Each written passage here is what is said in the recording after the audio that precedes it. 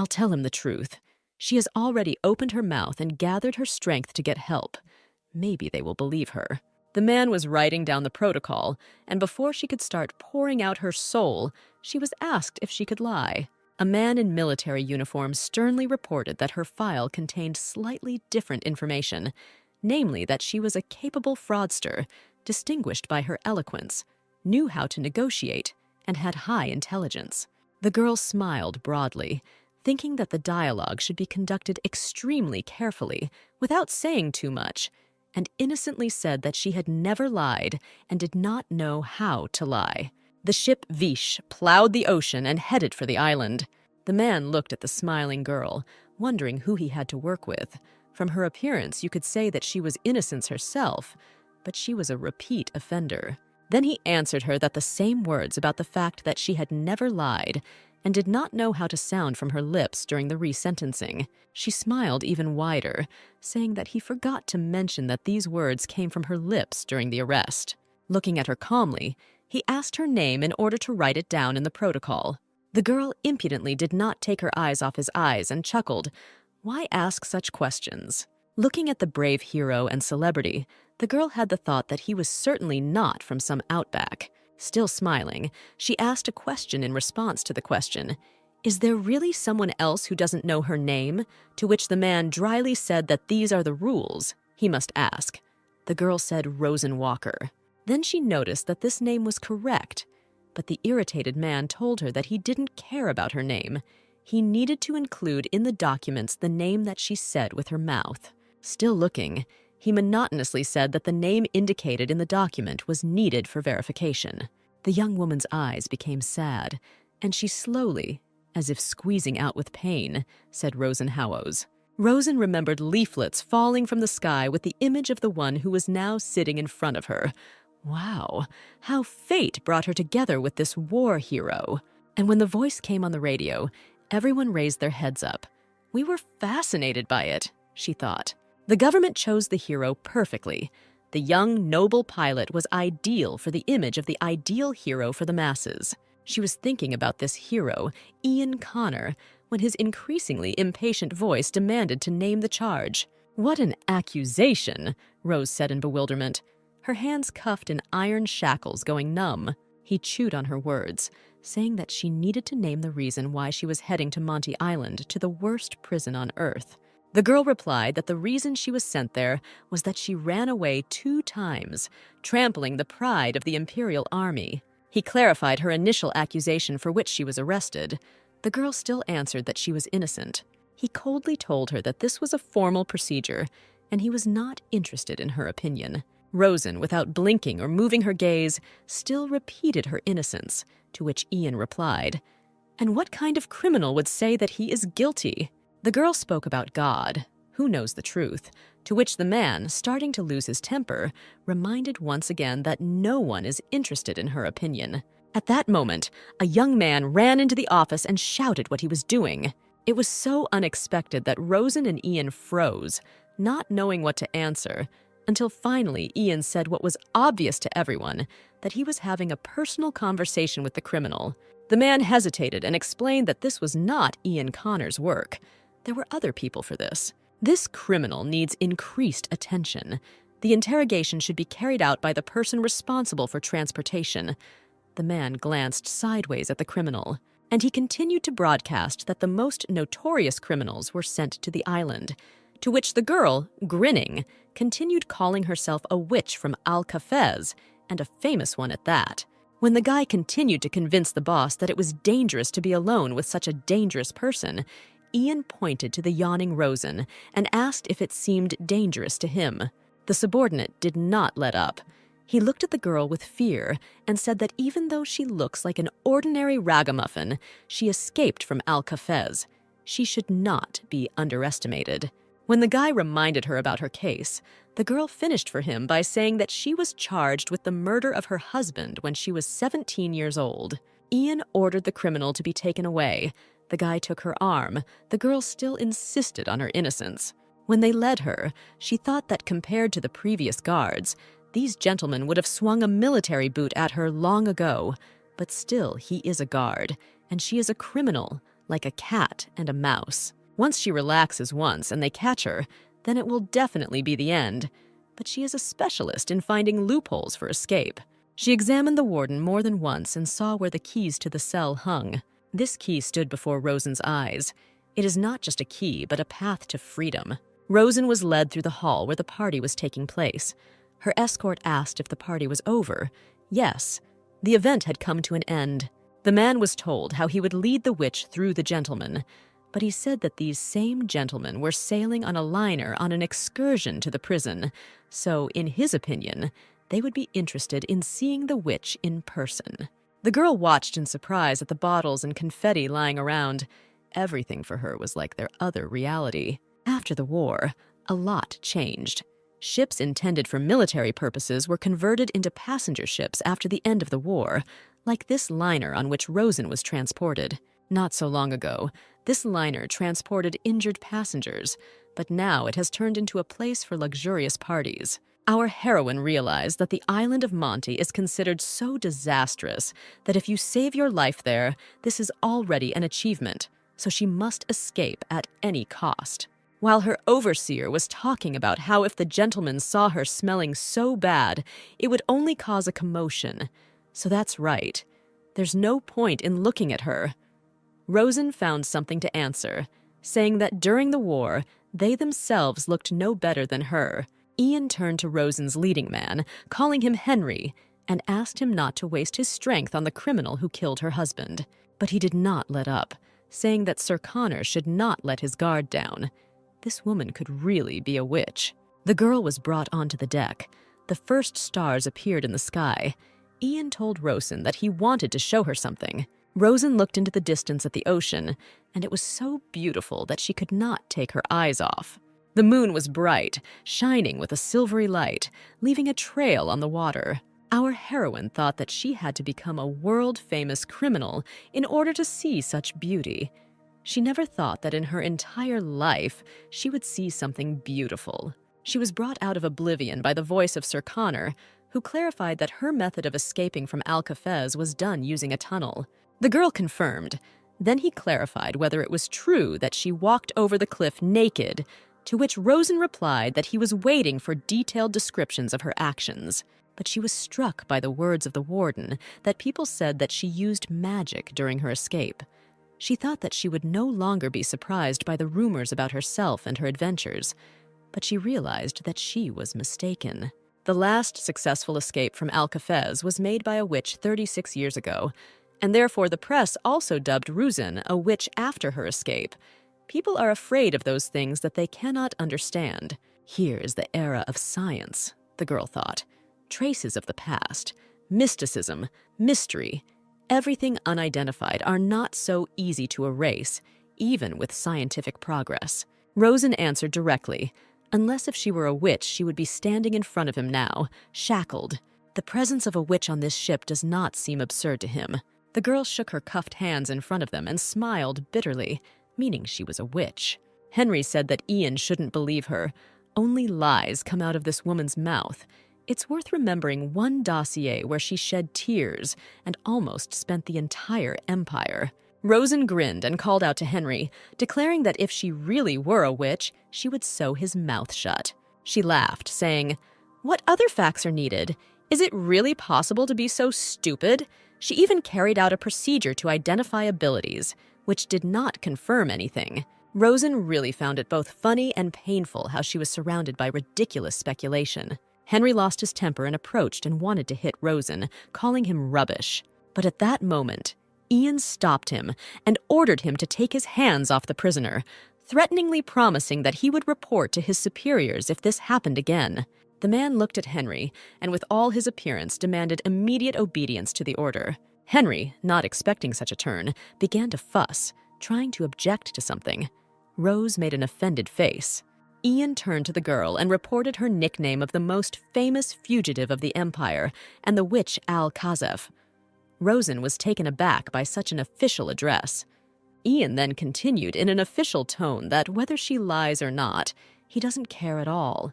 She is a prisoner who was sentenced to life on Monty Island. Escorting to the island is his goal and order from above, and she is not the first to escape from Alcafez. Then he added in an icy voice that no one had ever managed to escape from Monty Island, not even the witch. His words seemed to be sealed and paralyzed the will. A feeling of hopelessness appeared in Rosen. He spoke calmly, coldly, clearly as befits a warden. Politely kills morale, Rosen thought. But they should definitely have the keys to the lifeboat and the handcuffs. She kept her eyes on the ring of keys hanging on Ian's belt. If she wanted to escape, then this really needed to be done before arriving on the island. Henry returned and showed that he had brought what Sir Connor asked for. Rosen looked at what the man brought. Ian saw that at the moment the prisoner was simply watching with interest. The next minute, a tray with raw meat appeared in front of our heroine. The girl looked at the red meat pieces in bewilderment. Ian told her to watch carefully. Our heroine tensed, not understanding what he was going to do. A second later, the warden threw pieces of meat overboard. She still did not understand what he wanted to show her by this. Then he said to look down at the water. What waters they were floating on, what she was seeing now. The meat thrown overboard went down, leaving purple traces of blood that remained on it. Henry, calling her a witch, rejoiced and urged her to look further. She would be interested. Bloody stains and huge backs of sea creatures appeared, judging by the shadows they left, showing their gigantic size. The girl watched as sea monsters circled around the ship, and Henry added contentedly that she really had nowhere to run. Ian, pointing to the keys, added that if he wants to become a snack for the sea monster, then he should take a boat and go on a journey. He approached Rosen, pointed to a bunch of keys, and said that she apparently really wanted to get them. He was now mocking her. He was cruel and cold. Looking into his eyes, Rosen thought that he was no gentleman. The girl understood that it couldn't have been any other way. How could the warden behave differently? She stood opposite him and peered into his face, and thought that this was also the face from the leaflets. But he did not look at all like himself, like a different person. I don't know about others, but he clearly doesn't stand on ceremony with her. He wants to break her will. He makes it clear in every possible way that she is doomed. When she saw the prison cells of the liner, she felt like a rat. Rosen was overcome by difficult thoughts about whether she really could not escape from here. Her cellmate brought her out of her thoughts and asked her to tell her everything.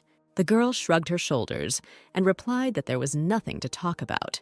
The cellmate hinted at a personal meeting with Ian, but our heroine made it clear that she was hinted that there was nowhere to run. Everything was banal. While the neighbor was asking if he had said something else, a charming blue-eyed baby dropped in on them. Rosen did not understand what Maria expected from her. She explained that Rosen was young and attractive. Next, she explained to her friend in detail that she was young and attractive and was left alone with a handsome man. When Rosen realized what the neighbor was getting at, she said that nothing had happened and could not have happened. Well, even if we assume that she tries to seduce him, her ragged appearance clearly will not inspire him. Maria, smiling, offered to attack him, reminiscent of the incident in Al-Cafez.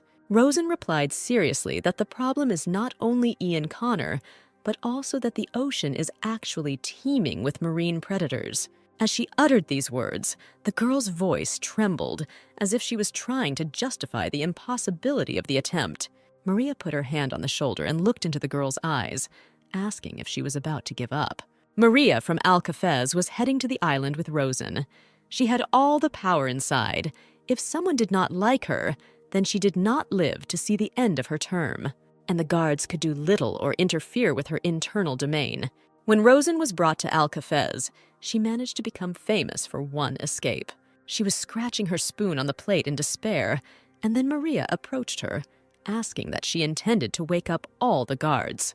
Whether her popularity played into Rosen's hands, or whether there was personal sympathy, she and Maria became friends. Everyone treated her well because Maria patronized her. Then the girl did not understand what was the matter. But at that time, prison life was quite calm. When Maria persistently demanded to know whether Rosen was about to give up, the girl understood what her neighbor wanted from her. She looked into Rosen's eyes with some kind of frenzy, and our heroine realized that they needed her victory. They need her to demonstratively trample the pride of the Imperial Army, erase any traces.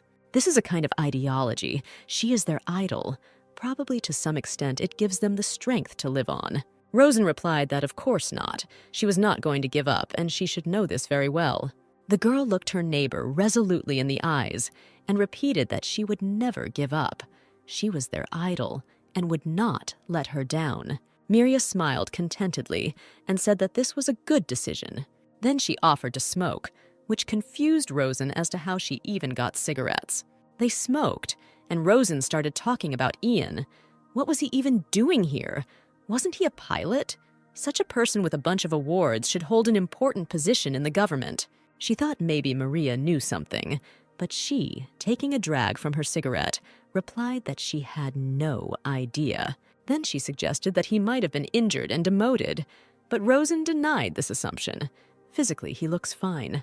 Maria noticed that when she says the word crippled, she does not mean physical injury. When Rosen asked to explain, the woman raised a finger to her temple.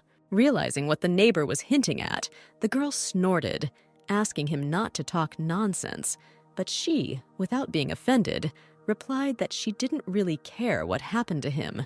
Maria added that the main thing for them was to pick it up in order to get out of here, but Rosen believed that this only works on the brainless. The girl reasoned out loud. Well, let's say she steals the key. She can only get out by water. The lifeboat has no engine, and there is no other one here. Taking a drag from her cigarette, she added that the problem is not even just monsters. She imagined herself theoretically floating in a rubber boat without food and water. She could not withstand, if not monsters, then hunger and thirst. While reasoning, she heard something being thrown on the floor. She did not understand who or what was distracting her.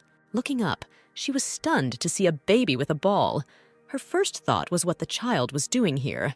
Rosen asked out loud how the child came down here. Maria's answer almost made her faint when she innocently replied that this girl brought her cigarettes. She shouted to the girl that she couldn't walk here, where her parents were. The girl looked at her with huge blue eyes, and instead of leaving, she approached the camera. Carrying a pink ball in front of her, the girl stomped towards them. The girl said hello and introduced herself as Lila Revel, to which Rosen jumped. She asked the girl if she happened to know Henry Revilla. The child replied that this was her uncle. In the tone of a teacher, the girl said that this was not a playground to play, but noted that the girl was completely different from her uncle, and that made her happy. The girl, pouting her lips and upset, quietly said that she promised her friends that she would meet Rosen Walker here. Rosen, cheerfully, asked if she knew who it was. The girl happily replied that this was the most famous fugitive in the Empire and a witch. Lyra said that this is what people on the ship say about her, and her grandfather is the captain of the ship, and she said that she would meet Rosen Walker, but no one believes her. The girl happily said that she had come to the right place. She was Rosen Walker. Henry complained about the work, which was a headache, and cursed this damn fugitive. Ian advised him to think of this task as a vacation. Look at the money people pay for this excursion. Henry grumbled that people are crazy. They are all bored. Only the war is over, to which Ian laughed, saying that the war has made Henry an old man. After a pause, he said that this witch from Alcafez was also from Rio Riton. These words had an effect on Ian. His face changed. Before the eyes of Ian Connor, this city appeared in fire and smoke. This is how he saw it then for the last time. Henry said that it seems she lived on the outskirts of the city until she killed her husband. He added that he just wanted to warn him so that Sir Connor would know. He nodded that he knew this. Henry noted that he had specifically written this down in the report. Ian spent his youth in Rio Riton. There was a military school there. His youth passed. There he first boarded a plane and took off into the sky. During the war, the city was bombed. Henry noted that the luck of the prisoner Rosen was even annoying. She did not die, but got out of this city. He continued, became a real celebrity, and is heading to the island of Monte under your personal leadership. Ian reminded her that he was waiting for her on Monte Island. He nodded and said that he knew, and still. He remembered that nightmare, and tears welled up in his eyes. Monte Island or not, she was alive, but his beloved sister was not. He remembered her medallion, and the events of that day were reproduced and struck with renewed force. Incredible anger at Rosen clouded his mind. He remembered her in that photo holding little Lila. How beautiful she was. Lila Revel exclaimed in admiration when she heard that it was Rosen Walker herself. The girl, excited with delight, began to rattle about whether it was true that she was digging with a spoon, as they wrote about in the newspapers. And whether witchcraft was also true, Rosen did not have time to nod. Rosen clarified the girl's name and leaned towards her and said that she wanted to ask something. The girl tensed as Rosen looked into her eyes with all seriousness. Our heroine smiled and said, if Lila answers her question, she will show magic. The girl didn't know what to do. Her grandfather forbade her to fulfill the prisoner's requests. Rosen hinted that if she didn't answer, we wouldn't see magic. Maria watched this picture with curiosity. The girl reassured the little girl by saying that she wouldn't ask anything like that. She was just curious about something. When the girl agreed, Rosen asked if she knew Ian Connor, to which the girl reported that he was her uncle's boss, a war hero. Rosen ingratiatingly asked if he was close with Lila. The girl made an offended face and said that she was not at all. Lila remembered how her uncle told her that Ian seemed cold, but in fact he was kind and loved her, because he had known her since she was in her mother's belly. She also added that he told her to consider Ian another uncle.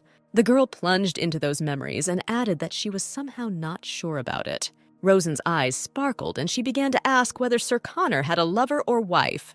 The girl didn't understand what it meant to have a girlfriend or not, but she confidently answered that she didn't have a wife, and unlike other adults, he didn't think about it at all. Rosen asked if the girl had seen women entering Sir Ian's room or being alone with someone. She batted her eyes and honestly answered that she had never seen such a thing. And having collected herself, the girl seriously asked, drawing out her words, whether Sir Connor was a very compassionate person. The girl innocently replied that she did not understand the meaning of this word. Rosen exhaled and did not know how to explain, but Maria came to the rescue. Maria explained the meaning of this word using associative examples to make it easier for the girl to navigate. Rosen looked carefully at her neighbor and was surprised at how cleverly she could choose examples.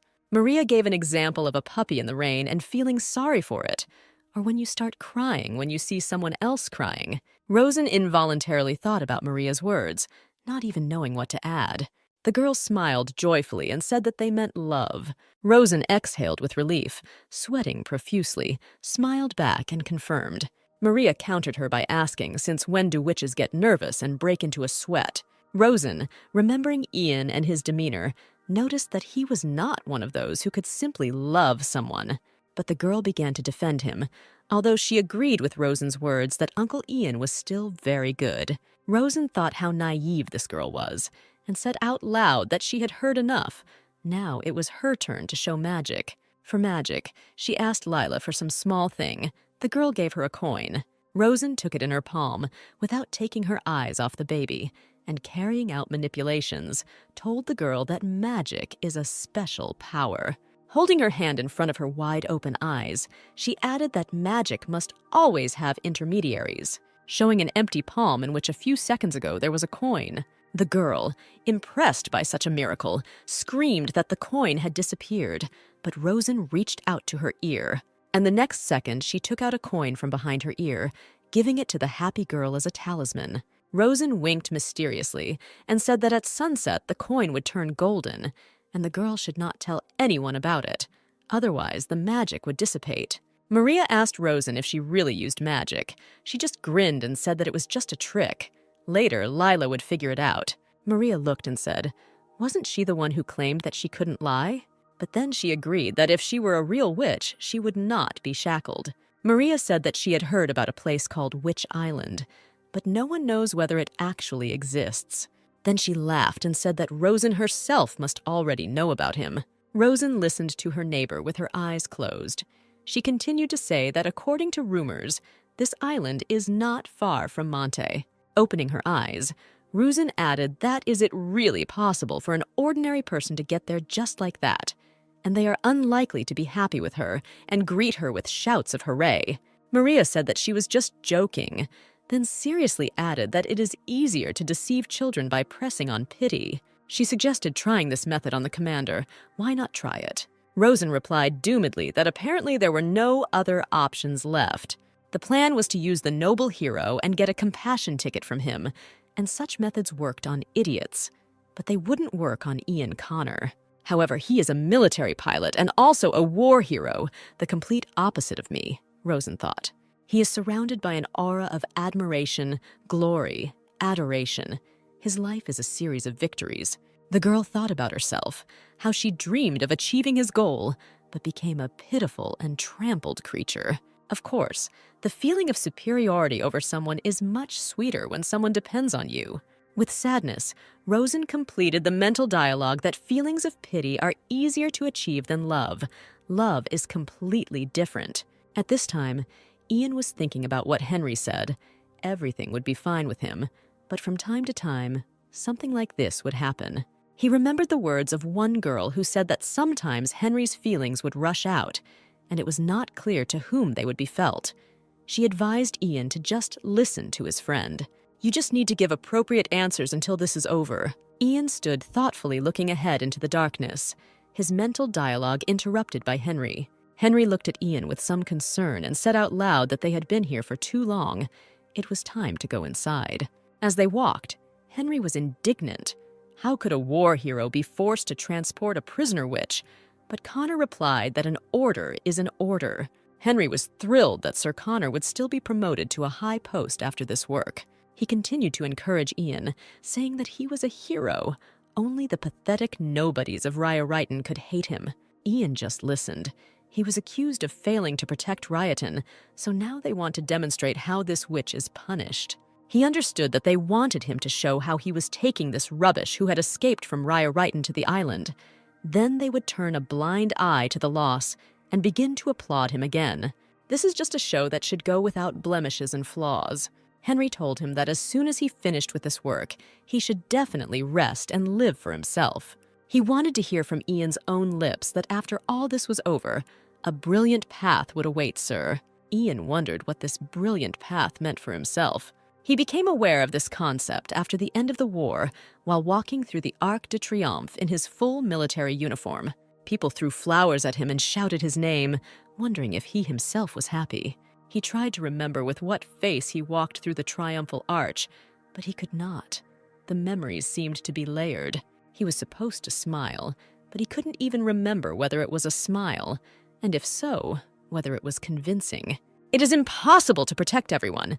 There is no absolute victory, and you are not a god, he heard at the end of his thoughts from Henry. He added that everyone knows that a commander must always choose the lesser of two evils, and Rosen Walker should not be ignored. Henry offered to take over all duties associated with her, but Ian assured him that he would deal with her himself, and Henry himself needed to focus on restoring his strength. He looked at Sir Connor's tired face and assured that it was not his fault. At that moment, all aviation strategies were a complete sick gamble, and he added that if it weren't for Commander Connor, everything would have collapsed. But Ian remembered the faces of the dead and thought, if he is not to blame for their deaths, then who is responsible? When he was tasked with escorting prisoners to Monty Island, the boss told him to especially keep an eye on Rosenwalker. Rosenwalker, that name couldn't get out of his head. Or Rosenhowos. He had seen her on the front pages of the newspapers. The famous fugitive from Raya Ryton and the only survivor. Ian stood over the newspaper with Rosen's picture and remembered Henry's words. She was the only one who survived. Afterwards, Rosen was brought to him, but he didn't hear her and remembered her conversation with Henry, newspaper reports. And then the girl called out to him loudly. Why did he call her if he wasn't listening? Folding her arms across her chest, she displeasedly asked if he had listened to her. He perked up and looked at the girl with some fear and squeezed out that he was listening.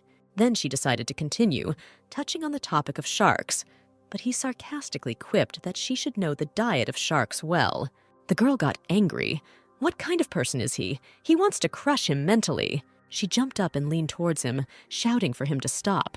And she added that she understood the lecture that it would be stupid to run away. But with lectures about sea monsters, you also need to know when to stop.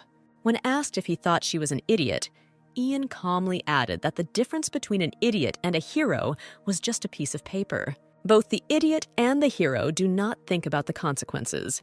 But then he instructively added that if you think with your head, you can avoid doing anything stupid.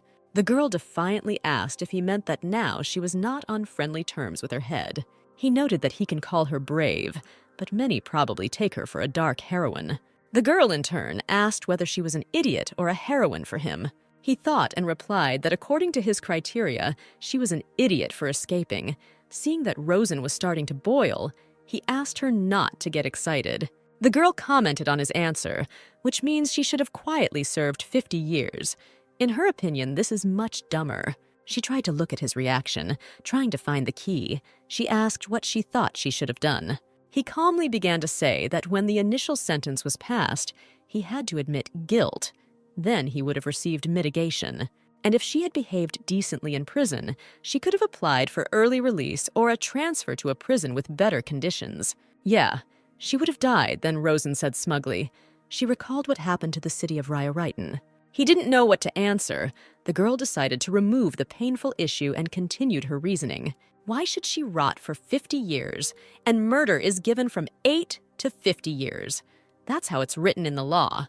Okay, well, let's say she couldn't stand it and killed. Let's just assume why she's 50 years old, and the man who lived next door to her and beat his wife to death at just 8 years old. Ian pointed his finger at her and said that this was also spelled out in the law. He nodded at the books, but the girl said that she couldn't read. He said that he knew about it. Sir Connor stood over her and said that everything was written in the law, and she was now sentenced to life imprisonment on the island of Monty. Looking into his condemning and coldly looking at her eyes, the girl involuntarily grew cold, after which he, as a judge, repeated that it was only her own fault and that he had been lenient towards her for too long. This outraged Rosen. She jumped up, but he categorically added that the personal conversation was over. He ordered her to get up and move towards the exit. The girl feverishly thought that if she left with nothing, then this would all just happen again. Thinking about how to catch his attention and that this was her last chance, the girl nervously tried to say something. But what? What can attract the attention of Ian Connor? Then she blurted out that he is just like her. The man stopped without saying anything, turned to Rosen standing behind him. The girl said that he was also an idiot. He asked what she called him. Our heroine bravely answered the same way he called her just recently. Looking into his eyes, she continued repeating his words that one sheet of paper separates a hero from an idiot. So aren't they the same? He is a light hero, and she is a dark one, and both are idiots. He was really hooked by these words. How they differ. No one believed in victory in the war. A small country that pompously has the name of an empire, while Talus has already captured several states. He listened as she talked about victory and what was gained from this victory. Broken people lying in ruins, destroyed cities, and himself, who was dressed in a beautiful uniform and called a hero. And now you are escorting pathetic prisoners, and the question is why he does such work. They stood opposite each other. He held her by the chain of her shackles. The words had an effect. He began to light up with rage, something that Rosen wanted. Finally, he yelled for the girl to shut her mouth. He was caught, she thought joyfully. Now that he was one step away from hitting her, she was waiting for this action, deciding to push him and adding whether he was proud of his grandiose victory. Come on, pin him to the floor with your combat boot. The girl looked at him defiantly, saying, come on. What are you waiting for? She was already used to the pain, but he replied that her words were true. The girl's face changed, but he added that she had no right to utter them. His friends in arms, who defended the empire and the lives of people, died in the sky, and she only knows how to escape.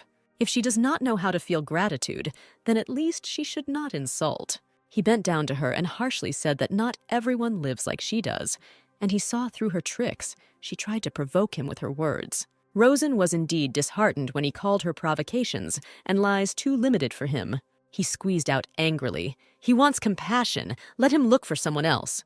In response to her words that she did not lie, he pointed to her chains and said that the worst thing was that she did not realize the gravity of her crime and was chained in them in order to show how much she had fallen. The sin of taking the life of another person. His words would have been more painful if he had simply slapped him in the face.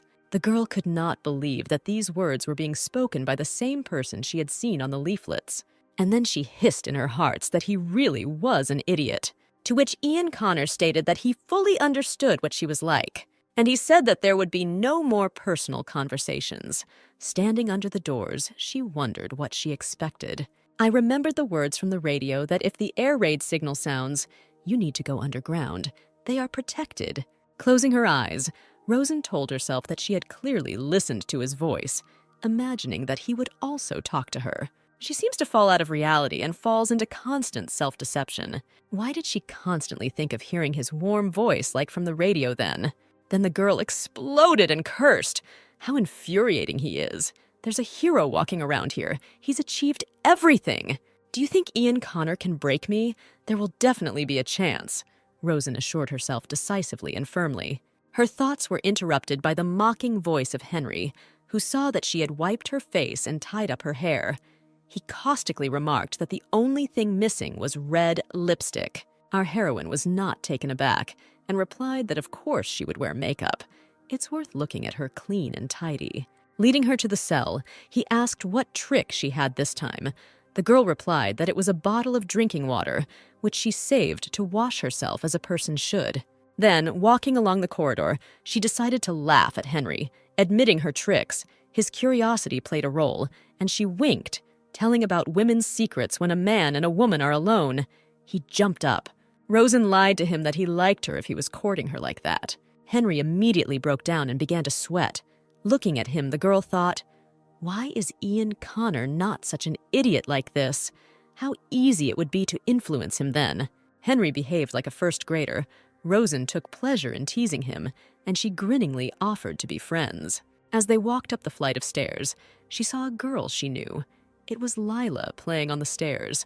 Rosen frowned and thought that the girl was again left to her own devices. She looked at Henry, who wanted to get rid of her as quickly as possible by sending her to a prison cell, and thought that if you looked closely, she and Lila were very similar. Suddenly, the girl stopped him, and with a serious look made it clear that she wanted to say something important. She then said that his niece was so cute and smiled slyly. Looking into the man's eyes, Rosen smiled ominously and said that her name was Lila. Henry rolled his eyes in horror, turned pale.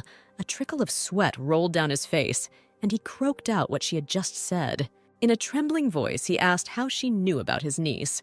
The girl shrugged her shoulders and said that it was not at all difficult. She wanted to tease him more, but suddenly Henry turned to the girl and his keys fell.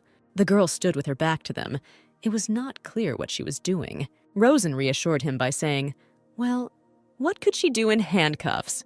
He exhaled, saying that she was definitely a witch. Then a tirade began that he would bring her to light. She was definitely a witch. If only she tried to even touch a hair of Lila. Suddenly, his scream almost deafened Rosen. He turned to the girl and shouted. Lila blushed, wheezed, could not utter a word, held her hand to her throat, her eyes rolled back. Rosen looked at the baby in horror, wanted to say her name, but the words were stuck in her throat. The girl looked at them pleadingly, her eyes full of tears, her hands still holding her throat. Rosen realized that the girl had something stuck in her throat, and she began to call a doctor. She shouted at Henry, calling him an idiot, asking whether there was at least one doctor on the ship, but he fell into a stupor out of fear. Henry at that moment turned to himself, as if from the outside, asking him to come to his senses, but could not bring himself to move from the horror that he would lose his niece. Our heroine realized that he would be of no use. She began to scream and call for help, but there was no one. She tried feverishly to figure out what to do. As luck would have it, they were in the most deserted part of the ship. Suddenly, she remembered how Emily taught her first aid CPR, how she reluctantly watched the recordings and did not understand why she should delve into all this. Turning sharply to Henry, who stood like a mummy, she screamed for him to free her. The girl needed help. Remembering the notes of Emily, who argued that this can always be useful in life, because people die not only in war. Henry opened the shackles, and Rosen kept thinking how fragile a person is, how you can die for absolutely absurd reasons. She didn't understand why Emily worked so hard to learn these first aid skills and pass on the knowledge to others, because no one would know about her work. When Rosen ran to Lila, Emily's words sounded in her head that one person cannot save the whole world. Not everyone is given the ability to master magic, but this knowledge may be needed at any time. People began to leave their cabins after hearing the noise. Rosen pulled out the object that was stuck in her throat using a technique that she had been taught, after which her legs gave way, and hugging the baby, she sat on the floor. She heard snatches of voices that the girl almost died. Thank God this girl made it in time. Layla began to sob from extreme fear and stress, clinging to Rosen. Hugging the girl, Rosen thought that she had just saved this child. A sobbing Henry ran up and grabbed the girl in his arms.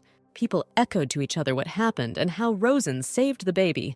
New passengers got out. Rosen's consciousness gradually began to clear, and the girl had something stuck in her throat. People looking at her were talking to each other about how they had seen her before, a familiar face. Suddenly, Rosen's gaze fell on a small object lying on the floor where she and Lila were sitting. The girl took the little thing with her hands and saw that it was the candy that Lila had choked on. She thought how strange it was that a bullet or candy could equally kill a person. Still sitting on the floor, she realized that not only the military is capable of saving or killing. How right Emily was when she passed on knowledge. The girl heard footsteps behind her. Someone was standing above her. Had this idiot finally come to his senses? Rosen said that her skill was also useful. If she wants to say thank you, let her give her water. Then she noticed that she could leave the package in the cell. Why was he silent there? When suddenly she saw Ian standing over her, who replied that he would do so. The girl asked, not knowing what to say, why he was here. He just looked at her. Rosen also looked into his eyes, trying to understand what was happening to him. Suddenly they heard a loud voice asking if Lila was okay, and both turned their heads. The elderly man hugged the girl, and looking at them, it dawned on Rosen that this was the captain of the ship. Then she realized that Ian Connor was still standing next to her and told him that she had helped not for the sake of a reward, but that she had just said something about her request, to which he replied that such a reward was a mere trifle, adding that the army of the Empire always pays for a life saved, even if it is a criminal who will be imprisoned on the island of Monte. He held out the handcuffs to her to put them back on. Seeing her eyes, he said that it was necessary anyway. Rosen calmly agreed. When he put on the chains, she asked if he really would let her wash. Ian nodded in agreement, but he clarified that her hands should continue to be shackled. The girl was indignant about how she could wash herself with her hands tied. Just douse herself with water, and that's it. A voice interrupted their dialogue and said that she could assign a servant to help. She could be a princess, although this should not have been in her destiny. These words were spoken by the captain of the ship, who stood behind them and heard the conversation. Ian turned his head when he saw the captain. Before he could say his name, he heard the captain scream. Captain Revel called Ian a mannerless bastard. Where are his manners, and did he teach him that the savior needs to be chained? She and Rosen were speechless from this. The girl thought that, wow, Grandpa. The captain came up and said that he had sent everyone to their rooms. Let him let this lady go at least for a while. After all, there is sea all around. Ian replied that it was impossible. The captain shouted that it was possible in general. Everything in the world is possible. Ian tried to remind him about the law, but the captain yelled that on this line the laws of land do not apply. Here he is the law. Ian and Rosen stood like schoolchildren in front of the teacher. The captain continued that in front of him was his savior Lila. In any case, you can remove the shackles while he expresses gratitude. While the captain was indignant at how he could thank a man who was in shackles, Lila's contented face appeared from behind the captain. Rosen smiled and waved at the girl, while Ian tried to convince the captain that Rosen was a criminal. The captain put his hand on his granddaughter's head and affectionately said that, first of all, Rosen was a savior. Ian, on the contrary, convinced that, first of all, she was a criminal. The captain again attacked Ian, calling him a scoundrel who definitely needs to put in his 2 cents.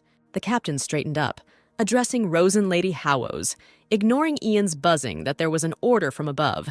There could be no exceptions.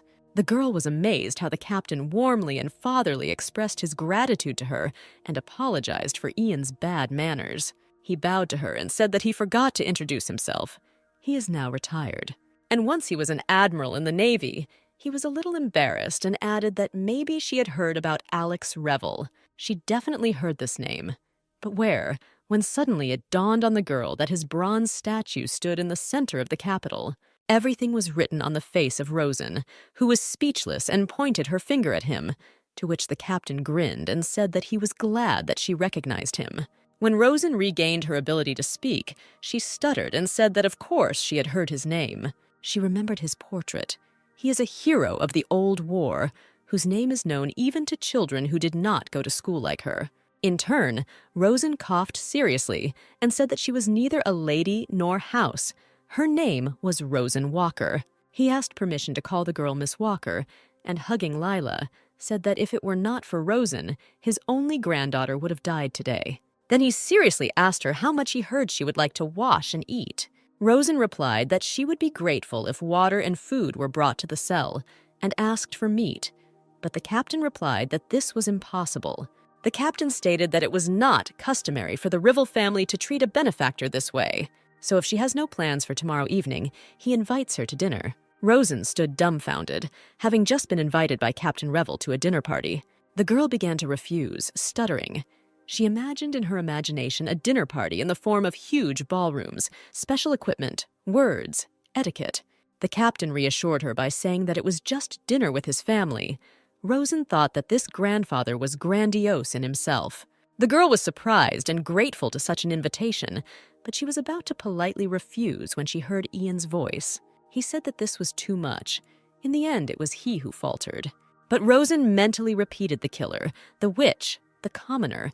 Besides this, dirty and dangerous. That's how he saw her. Yes, he saw her exactly like that.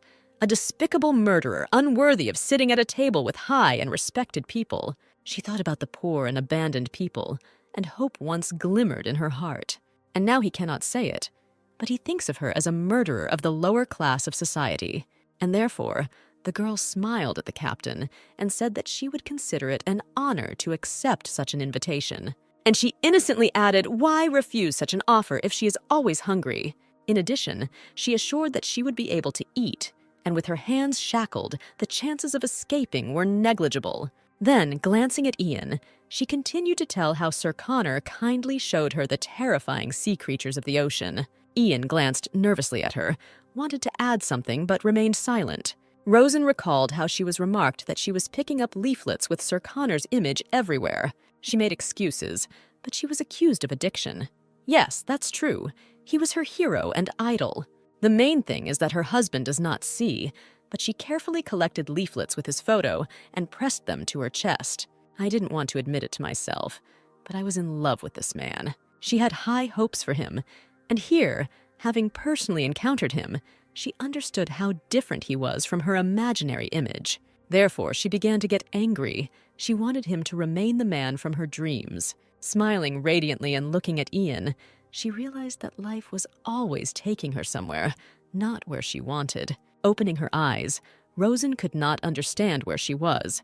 She was surrounded by luxury and beauty. Stretching, she asked herself this must be paradise, a beautiful bed, a soft bed. It certainly didn't look like her camera, maybe a dream, which means you need to close your eyes and watch it further. She closed her eyes and decided to continue watching this wonderful dream when she heard footsteps. 3 maids entered, introducing themselves as Michaela, Louise, and Maya, saying that they had prepared a hot bath. Rosen, who understood little, was dragged from the bed and sat in the hot bath.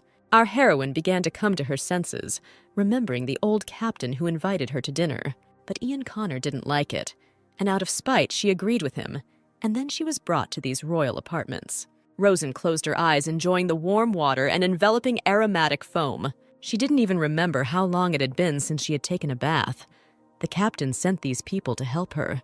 The girls apologized for their curiosity and asked if Rosen was really a witch.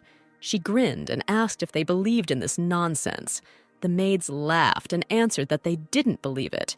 Just little Lila was bragging about meeting a witch. Rosen agreed that children are gullible and often take things at face value. The maid poured more hot water for better comfort, although Rosen assured that everything was fine as is. When she was left alone in the hot bath, she thought that she did not want to get used to this warmth. The longer you were in the warmth, the more painful the cold wind felt. Such warmth had always been a luxury for her. Then she did not understand it and reached out for this warmth, rushed like a fool into his arms for the sake of this warmth. She won't let this happen again, so as not to experience pain and cold again. Lost in thought in the bath, she heard some voices. The girls were saying that this was unacceptable. When the maids said that they couldn't go there, a man's voice said that he didn't want to, but he had to watch. They tried to convince him of Sir Revel's order, and the man insisted that Sir Connor himself had given the order to guard. At that moment, everyone opened their mouths as Rosen, covering herself with a towel, came out and stood up, and Henry said let him say what he wants to say. Covering his eyes with his hand, he mumbled what she was doing. He was a man. When Henry gathered his courage and asked the maids to be left alone, seeing their frightened faces, he said that no more than a minute. The girls stood indecisive. He added that this was confidential information. Sir Connor ordered to convey it immediately. He was not stopped by the words of the maids to wait until the lady got dressed. In the end, they had to go out. Rosen asked what he wanted to say, or whether he would conduct a personal search. Henry immediately flared up and replied that she was naked. Why should he inspect her? He was not a pervert. Rosen said, "Who is he if he kicked the girls out and came into her right when she was bathing?" Our heroine smiled and said that he was a worthless liar.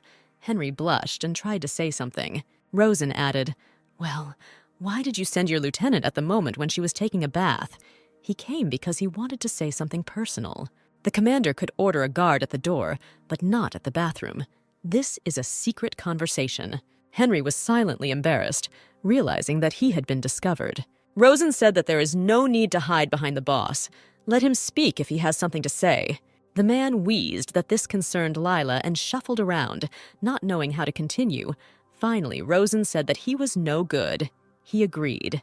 To somehow continue the conversation, Henry said that the baby was already fine. The doctor examined her. Rosen answered this well, but something was definitely not right. She asked if he really was a pilot and sat at the controls. The man replied that he had destroyed more than 50 enemy planes. When asked about his fearfulness, Henry said that he had an older sister who got married and gave birth to Lila. Talking about the bombing in Raya-Ryton, Rosen became sad. It was painful for her. Was she there at that moment? No, she was not. During the bombing, she made her first escape. "I found out about everything when I was already in Al-Kafez, that Raya-Ryton was no more. His brother-in-law, sister, and Lila were there. The girl had just been born." Henry added that at first he also couldn't believe it, that the city was no longer there. Rosen listened silently. Henry's voice broke. How could a fairly large city disappear from the face of the earth? He continued to say that the funny thing was that he had the opportunity to stop this. He knew that his sister was there with her husband and child. Telling that he could not stop the bombing, Rosen did not want to know anything about it. It was all too difficult. Why couldn't she asked. Henry explained that that day they saw an enemy squadron. There were many of them. They could not cope with them all. Ian learned that they were heading towards Raya-Ryton, the capital of the Malona Empire, and their native Ryotan were coming. Sir Connor had to make a choice, the capital or Raya-Ryton, and the captain gave the order to Henry that they would defend the capital. Trembling, Henry said that the boss made the right choice. It was necessary, and he doesn't hold a grudge against him. So they spent the entire war on airplanes.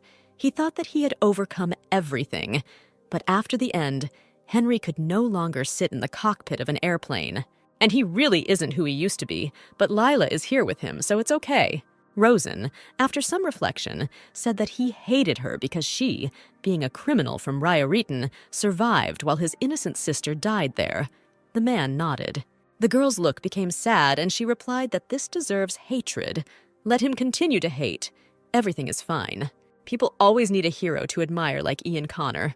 And the one you can hate, they are like two sides of the coin, hero and witch. Her thoughts were again interrupted by Henry, who said that he had come to apologize. Apologize for pestering her, and for showing the monsters by luring him with fillet of meat. Oh, that's it. It wasn't Connor's idea. Be that as it may, if it weren't for Rosen, Lila would have suffered, and for that he is very grateful to her. At this time, Ian stood at the door, hearing the maids whispering. Was it really worth leaving them alone? He opened the door and walked in. The maids looked at each other in fear. Once again expressing his gratitude, Henry heard a splash of water. Rosen looked out from behind the screen with a conspiratorial smile, and asked if he had come to her empty-handed. Henry muttered that he sincerely came to say thank you, and there was no need to spoil the atmosphere, to which the girl replied that she was not joking. Rosen said that he needed to prove his sincerity and not just thank him. Henry hesitated and said that he could give her money, but what would she do with it? Rosen exhaled and said that she needed to be more flexible, looking at the keys hanging on his belt. When the hint reached him, the man said that he would never do it. And it's not that he's not grateful, his position obliges him. Rosen added that if he thinks that the problem is that she is a prisoner, what if she did not kill or did endure hundreds of times, snapped and killed? He did not want to listen further. Rosen continued to talk about the reasons that prompted her. They again began to have a verbal spat. She said that she never lies. Henry reminded that she herself said that she did not save Lila because of the reward. Rosen then proudly replied that it was true, but he himself came to her and made her proud. Then she calmed him down, saying that she would forget about the keys. And besides, she wouldn't survive in the ocean anyway. Then, beckoning him with her finger and smiling slyly, she asked him to come closer. He began to resist. Then the girl grabbed him by the sleeve. At this time, the shadow of Connor moved towards the bathtub, who heard the hum of voices but could not hear what was happening. Henry asked what she wanted. Rosen replied that it was nothing, just a small request.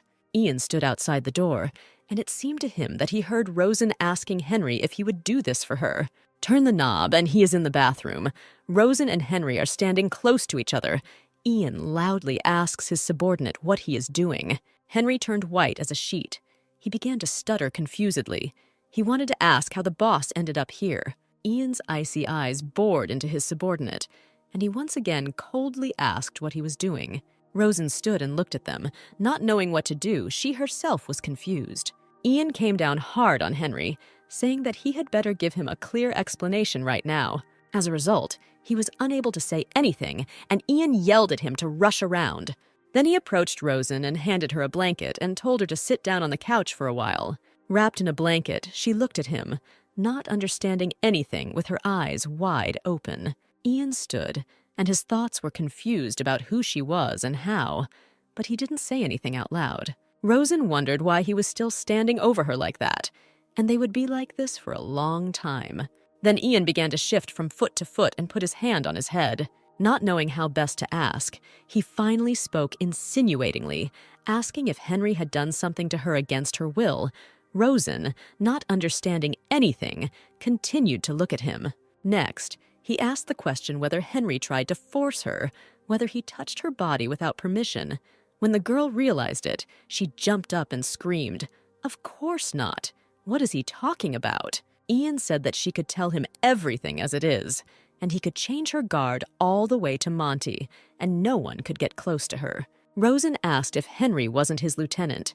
Ian seriously said that if he did something to Rosen, then he's gone. But the girl said, "He's a hero like you, and she's a witch." Ian asked what she meant by this. The girl clarified in surprise that he does not trust his own subordinates, even people like Henry. How did he go through the war then?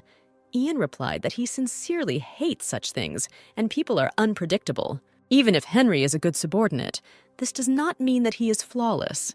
He continued to look at her as if she were a victim of circumstances, and tried to read her face to see if anything had happened. Rosen realized that it was necessary to dispel this misunderstanding. Otherwise, she would even feel ashamed, and replied that nothing had happened. They were just chatting. Ian still suspiciously asked what they were chatting about.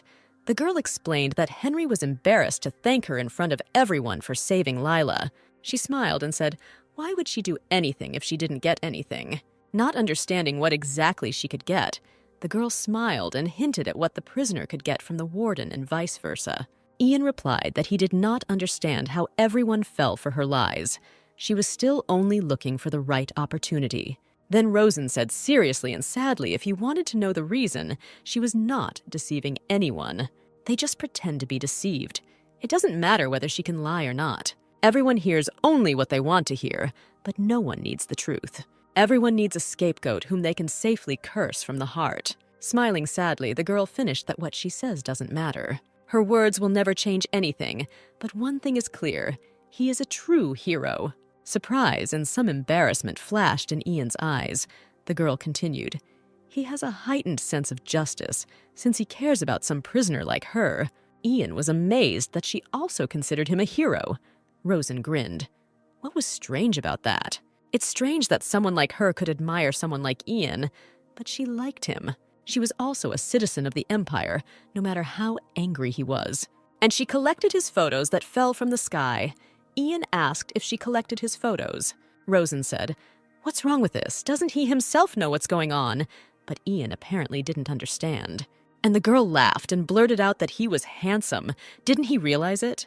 Then she blushed at what she had just blurted out. She felt embarrassed and said that it was time for her to get dressed. She should already take poor Henry and leave. She asked the girls to come in and reassured her that she wouldn't knock them out or run away. He could be standing outside the door. And she also put on the shackles as expected, when suddenly she did not expect further action. Suddenly she saw his hand extended to her. It was unexpected. Not knowing how to react to this, the girl could not take her eyes off the hand. Ian said that he was not angry. He was just confused. Rosen was embarrassed, and he reminded her of her words that they were the same. He thinks it's true. They are similar in some ways. She was confused, falling into a stupor.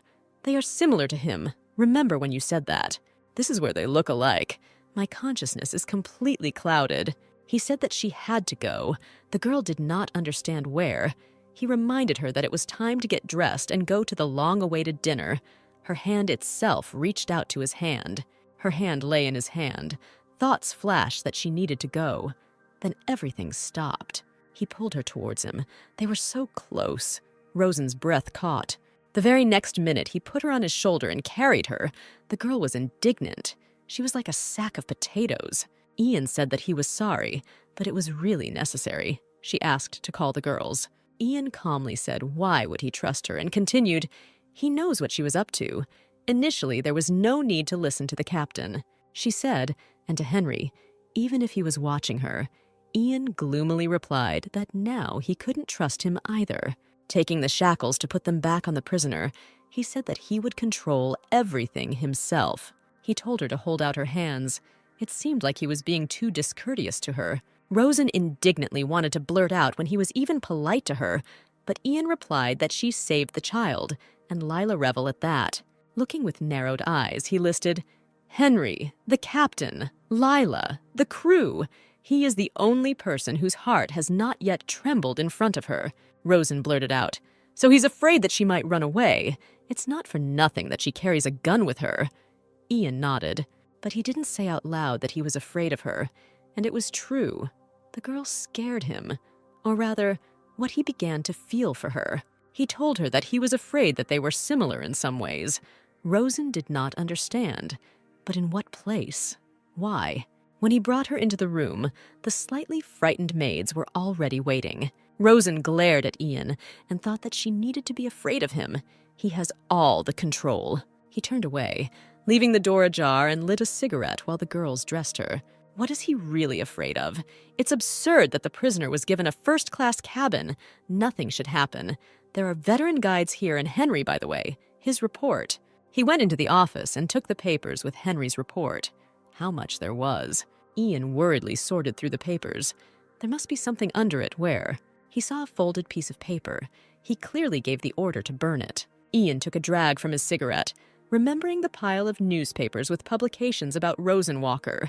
In the newspapers, with a red pen, any mention of Rosenwalker, who she was, where she had escaped from, was noted. These newspapers were collected in a magazine, which had already become thick. At first it was entertainment, a hobby with which he tried to kill time. But then it turned into addiction, even obsession. After the war, he had the same dream, a nightmare in which he and the plane were drowning in the water. He woke up from this nightmare. He tried to convince himself that everything was fine with him. No one should have known about this. You can't break down. He's a symbol of victory. They believe in him. Every time a nightmare overtook him, he grabbed the newspaper. He needed something to fill his head with. Until the eye caught the mention of Ryo Written, which he had to abandon, no one in the article mentioned his name, the fact that he abandoned him to his fate. And then a certain villain, a witch, comes to the front pages, replacing Ian Connor, the image of a witch created by journalists, the government, and the military. When he saw the mention of Rosenhaus, it was as if he had been under the influence of witchcraft. He looked for mentions of this prisoner in the newspapers, circled them with a red pen, and made clippings. It was as if she was another side of his personality, the same desperate loser. But even though they were both equally unlucky, why did she become an evil witch, and he became a hero who saved the country? A man who took one life out of malice, and a man who was forced to kill 15,623 people. Is there any way to determine the weight of sin, whose sin would be heavier? He immersed himself in reading notes about her, dreaming only that she would run faster, so that only she would survive. Whether she is a witch or not, whether she really killed or was slandered, she is the only one he saved and who survived Ryoryton. He sat at the table and thought, if someone saw his thoughts, the war hero empathizes with the prisoner, and whatever, he became obsessed with her. Suddenly Lila came in, apologizing for disturbing him. She was holding a bunch of toys. Seeing the toys, he asked what it was all about. The girl replied that she wanted to make a gift for Rosen in the evening, but did not know what to choose, whether he could help. Looking at the newspaper in front of him, Lila added, because he knows Rosen better than anyone. Before he had time to ask why him, the girl pointed her finger at the magazine, saying, "This is right." Ian asked how long she had known about this. He felt very embarrassed, but the girl answered without surprise. "What's wrong with that? Now you can collect everything related to Rosen." Moreover, Layla herself was looking for newspapers to put together an album, but someone cut out the photo. Everything. Ian sat her on his lap, and trying to speak as softly as possible, asked if she had told anyone about this. The girl honestly answered that she had not told anyone, not even her uncle. He asked Lila not to tell anyone about this. The girl asked if he could have problems because of this. He replied that yes. Ian explained that she was a prisoner, and his duty was to escort them. Then Lila assured him that no one would find out. Lila then said that she always thought that he hated Rosen, and that everyone probably thought so. Ian explained to her that he had no hatred for the prisoners. He was just doing his job, and he should not have feelings for them. Moreover, she saved her. If he was rude to her before, then this will not happen again. The girl trustingly asked if this meant that he liked Rosen. He remained silent and replied that no. Then Lila asked if she could like Rosen. He began to explain that Rosenhauers, the girl interrupted him, and said that she knew that she had killed her husband. And she added, but she also saved her, which means she covered up the bad with the good, and now she might like Rosen.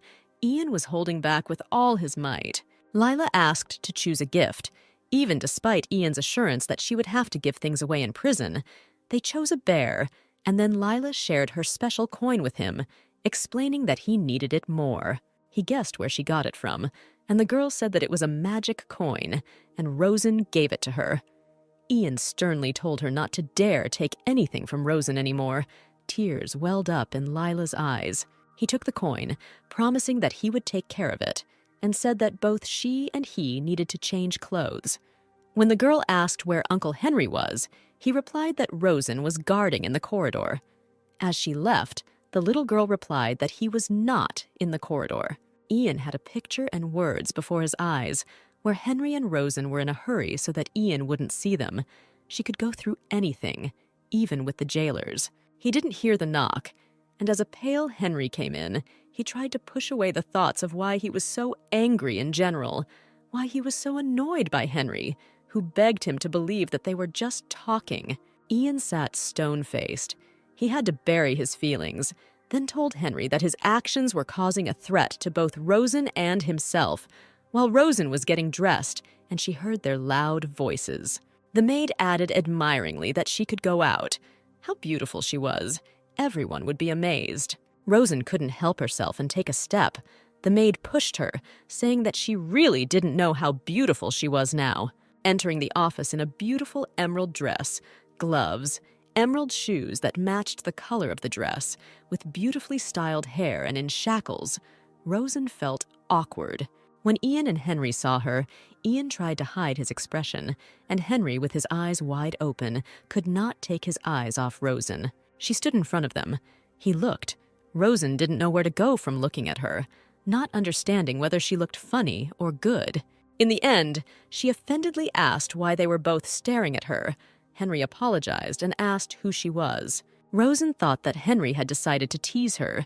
She said that she would give him up now. Anyway, she would go to prison for life. But he gasped and admitted that he really didn't recognize her. Then Rosen coquettishly said that she had told him before that she was worth looking at. The man assured that now she was like a real lady. Rosen sincerely thanked Henry for the compliment, and Henry and Ian were dressed in festive costumes. But why did Ian just stare and remain silent? Rosen thought that maybe he couldn't see clearly when she suddenly heard someone turn to her with Lady Walker's words and extend her hand. Henry bowed politely and asked permission to accompany her. God, Henry, you made my heart flutter, Rosen thought. He's quite gallant, she added sarcastically. And whether he was going to push her away later and say that she stinks, Henry added as best he could. Rosen flirtatiously said that she would probably trust him, thinking that this guy was very handsome. Suddenly, Ian blocked Rosen with himself, telling Henry that Henry was making excuses. Hadn't they sorted out this misunderstanding? He said that they had sorted it out, but in another sense he could not trust him, since excessive friendliness and excessive hostility are equally dangerous. Henry was shocked that Ian really thought that he would free Walker and let her escape. Ian, looking at Rosen, said that he had some reason to think so, and added to himself how he could know what they agreed on in the bathroom. Henry began to make excuses again. Rosen simply asked him to tell the chef to prepare one dish that she would like to try. Oh, you bastard, Rosen thought. How could you say yes? She confirmed. The girl did not have time to answer the question of what dish it was. At that moment, there was a knock. Ian did not have time to receive an answer and turned around. The captain and Lila came in. The girl was delighted with the sight of Rosen. Rosen waved to her, thinking that Lila would also be at dinner. Apparently, she was able to persuade her grandfather. Lila enthusiastically said that Rosen was just like a real princess. The girl was pleased to hear such a sincere compliment, and she said that Lila was also like a princess. The girl wanted to approach, but Ian said to take a step back. She just wanted to thank her, but Sir Connor was adamant. Lila had to move away. Everyone felt awkward, and Rosen thought that she was merciless even towards children. Then the captain exploded, calling Ian a wary boy. He was the king of this ship. Ian replied that Rosen Haworth was a cold-blooded criminal. The argument would probably have continued, but then they said that food had been served. The captain, realizing that Rosen's shackles would not be removed, ordered Henry to help her during dinner. Ian came forward and said that he could and would help personally. Everyone looked at him dumbfounded. He asked what was wrong with it if he were to help. Rosen had no objections. Then everything was decided, and Ian took her hand to lead her to the table. He held her just below the elbow. She looked at his face. Strange. His gaze. It was not like the look that looked at her from the very beginning. It may seem like it, but those gray eyes linger on her longer than usual. He wrapped his hand around her hand below the shackles, and she sadly thought that this was all just an obsession. This obsession simply gives her the opportunity to escape the harsh reality, but his eyes, their color, are very complex, through which it is impossible to discern his character. If she doesn't stop, she will collapse and forget about the goal. But it was stronger than her, and then the girl felt her hand lying in his hand. Rosen asked him how long he planned to hold her hand. Ian caught himself and was embarrassed. He muttered that he just wanted to pull the chain. Rosen was indignant at the expression of pulling the chain. Captain Revel flared up that he was discourteous to the lady. Ian began to make excuses that he didn't do it on purpose, but it didn't look particularly convincing. Looking at her, he explained that he sincerely thought it was a chain. The girl snorted and said that she knew there was no need to make excuses. She thought sadly that she knew very well that this gesture meant nothing. It was just her illusion. These phrases from the radio and on leaflets, "I will always protect you," were impossible. But she believed these lies because she needed to believe in something. Yes, it was her fantasy in which she was unrequitedly in love with him. Stupid Rosen. At the moment when you need to be extremely cold-blooded, you cannot raise your eyes to him. She stood embarrassed, not knowing where to put her eyes, as if they were suspected of something. Something awkward. Ian was still making excuses that he wasn't hinting at anything. Don't let her misunderstand. She tried to pretend that it didn't hurt her at all. She said, "What do you need to understand? She's not a fool. I will definitely protect you." These words sounded in my head. Rosen tried her best to pull herself together. Entering the hall, the girl involuntarily whistled, then apologized. Everything was so pompous. The captain was good-naturedly glad that she was impressed. The captain said that he himself does not often have dinner like this. Usually only official receptions are held this way. The table was set. Everything was ready. The captain suggested starting dinner. They pulled out a chair for her, and sitting down at the table, the girl asked why, while they were walking, she didn't see a single person. The captain replied that it would look outrageous to the public to treat a prisoner in such a way. Rosen's gaze immediately fell on the soup. The girl reached for a spoon, forgetting about everything. Henry said how she was going to eat in handcuffs, and the captain had not yet given his consent to start eating. Rosen was embarrassed, saying that he had just given permission. Henry patiently explained that this is not the same. We need to wait until the other dishes are served. His words about how she had previously eaten with a hint that she did not know something so obvious made the girl blush. How could she know? She was not an aristocrat and had never been at such a table. Suddenly she heard her name, and Ian handed her a spoon and said, "If she wants, let her eat.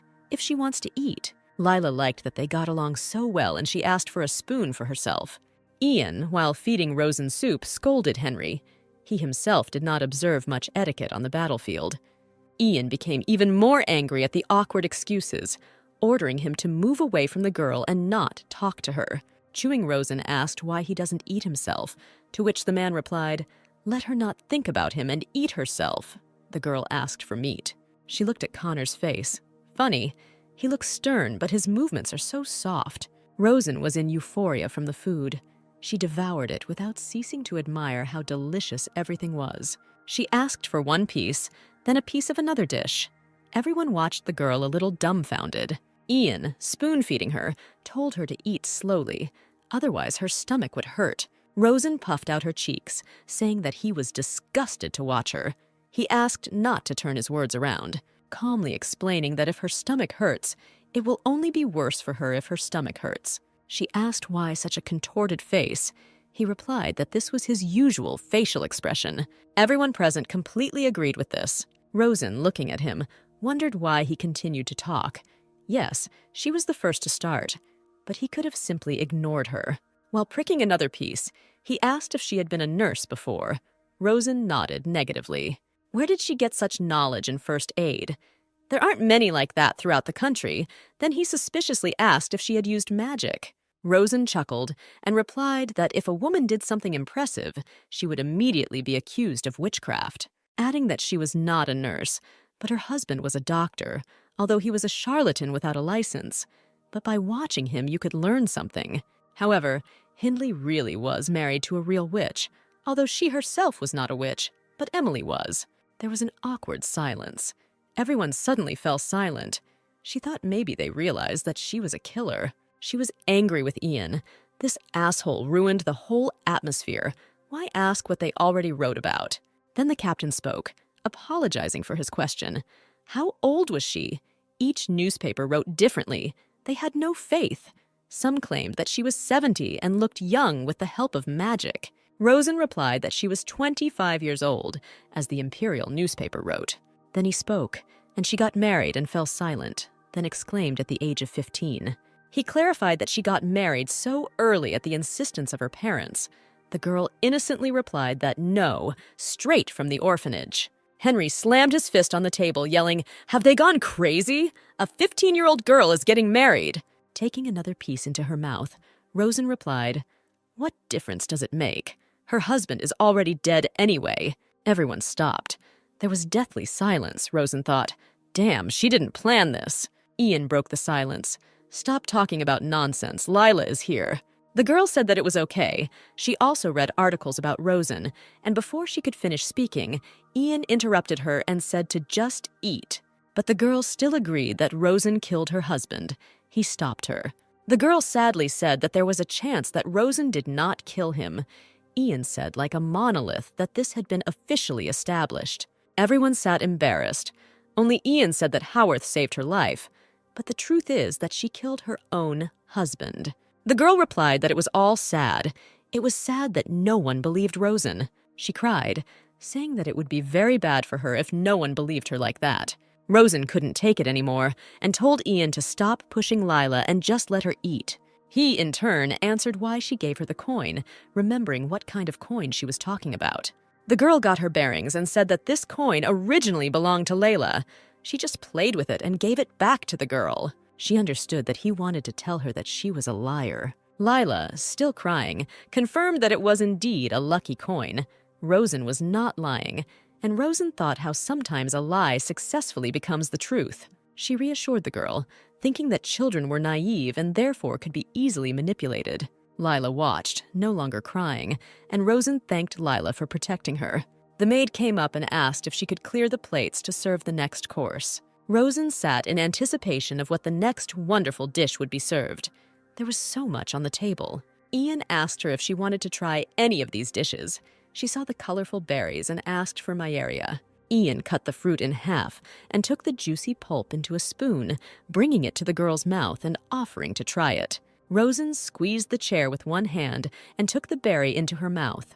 The last word she heard from the captain, who asked if she was okay with everything. She was silent. Ian said that she was asked a question. As his eyes widened in horror, he saw drops of blood on the carpet. Rosen clutched her throat. Blood dripped from her lips. Her pupils dilated. The girl could not answer. Everything swam before her eyes. She heard her name, thinking, "Great." Everything worked out. Her hand in the bloody glove hung limply. My last thought was that it was a pity that Lila saw this horror, but there was no other way out. She shouldn't go to jail. Now she knew for sure there was no savior. If she wants to be saved, she must do it herself. Ian must do as she planned. She was already losing consciousness when Ian, with frightened eyes, shouted her name, even if she thought about letting her guard down for a second. They tried to calm Ian down. He asked if it was poisoning. Rosen was placed on the sofa and given first aid. She was unconscious. Ian said that she started coughing up blood after trying the berry. The man agreed, but it was not poison. He rushed straight to the screams. The atmosphere was serious. The captain shouted that a poisoner was hiding on his ship, and the soldier who saw him off completely wilted. He meant Henry. Connor stood cold as a rock. There were drops of blood on his dress suit. The man thought that for Sir Connor, understandably, the mission was very important. Ian asked if it wasn't the poison. What was it then? The man said that most likely it was the peculiarities of the girl's body. Apparently she has a serious allergy to some foods, because the rest of the food is fine and no one else got sick. Ian asked if Rosen ate the fruit on purpose. The man replied that he couldn't say for sure. Either she didn't know anything and it just happened that way, or she did it on purpose, given that she was being sent to Monty Island for life. Ian looked at Rosen and wondered if this could be a suicide attempt, the worker added. Perhaps she decided that it was better to die than to go to the island. He asked if Rosen would die. The man who helped said that she was not dying. She was just unconscious. She was helped. Ian touched her cheek with his hand, asking why she did not come to her senses. The man replied that her body was very weakened due to malnutrition. She did not have enough energy to come to her senses. It may be that she will not regain consciousness. The worker replied that he could not say for sure, but she is a prisoner who has been through a lot. Many die in the cells for no apparent reason. She could die from another disease, Ian heard, a feeling beyond his control taking over his mind. He looked at Rosen and the thought flashed through his head that he might die. Turning away, he tried to pull himself together, when at that moment a thin voice called him. Lila looked at him with eyes full of tears and begged him not to send Rosen to the cell. She heard the conversation. He said nothing, turning away, but the girl grabbed his leg and babbled, crying that Rosen was very sick and would die in the cell. She could rest a little. Suddenly, he put his hand on the girl's head, looked at Rosen, and gave the order to move her to the cabin. When he named his cabin, everyone's eyes widened at him. The man asked if he was sure that he wanted the prisoner to be in his cabin, but Ian replied that he definitely shouldn't worry about him. Ian said that Rosen Walker was entrusted to him, and he would personally look after her. The chief's words flashed through his head that he was tasked with escorting prisoners to Monty Island, and especially carefully monitoring Rosen Walker. He looked at Rosen and thought that he had long forgotten the essence of his task. Now this is something personal, something he tried so hard to get rid of, but failed. He asked himself the same question. Why is he so worried about her? She is a murderer, and he is the one who is dragging her to a hell worse than death. Thoughts flashed through Rosen's mind, how she told him that he was her hero, so she remembers how she woke up when she was hurt for the first time. Emily looked after her. The girl asked if she was dying, but she said that everyone is born with their own characteristics of the body. For some, even ordinary medicines can be poisonous, and so can foods. Placing a wet bandage on her head, she explained that you need to be careful, paying attention to the food you eat and what medications make you feel unwell. She almost died then. Emily asked if Rosen remembered what medicine made her feel bad. Looking at Emily and trying to remember, Rosen remembered her childhood years. She remembered that the director of the orphanage had a habit of drinking purple berry compote. It always began to seem to her that everything itched, even if she was just nearby.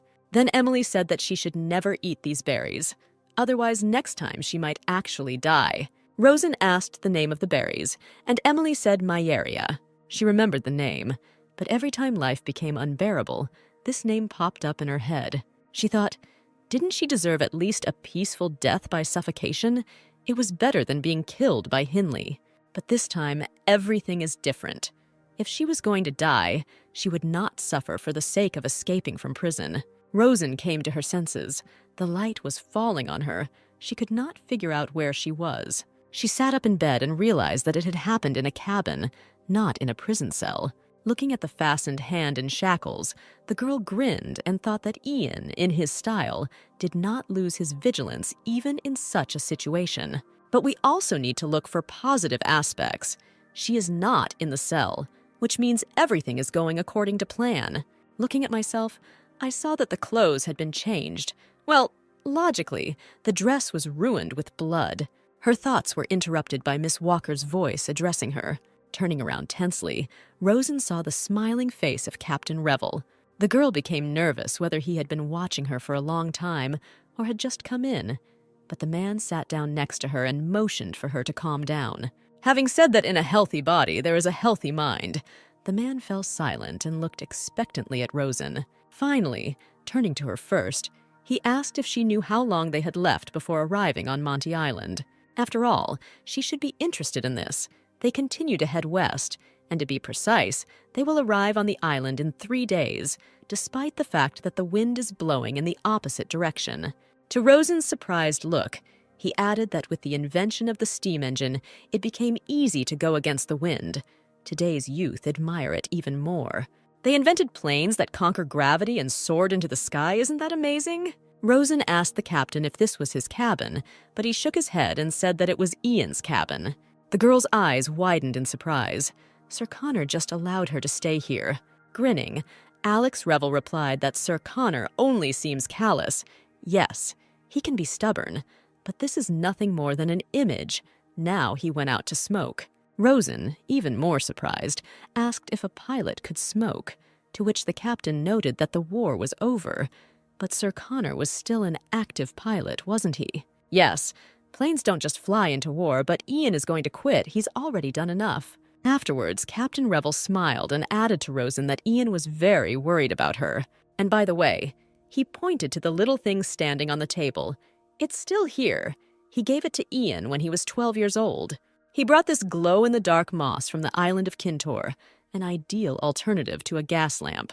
Rosen looked at this strange thing, and meanwhile the captain picked up a telescope and a map, which he also once gave to Ian. Poking his fingers at a point on the map, he explained that this was their place of departure, after which he pointed to the location of their current location, and they swam here so quickly due to the fact that the sea was calm. This gift is also almost 15 years old, Rosen asked interestedly, so the captain knew Sir Connor as a child, to which he nodded affirmatively and said that Ian was the eldest Henry at the military academy, having entered there at the age of 10. So he and Henry had been friends since childhood. The captain laughingly remembered that no, Henry couldn't stand Ian at first.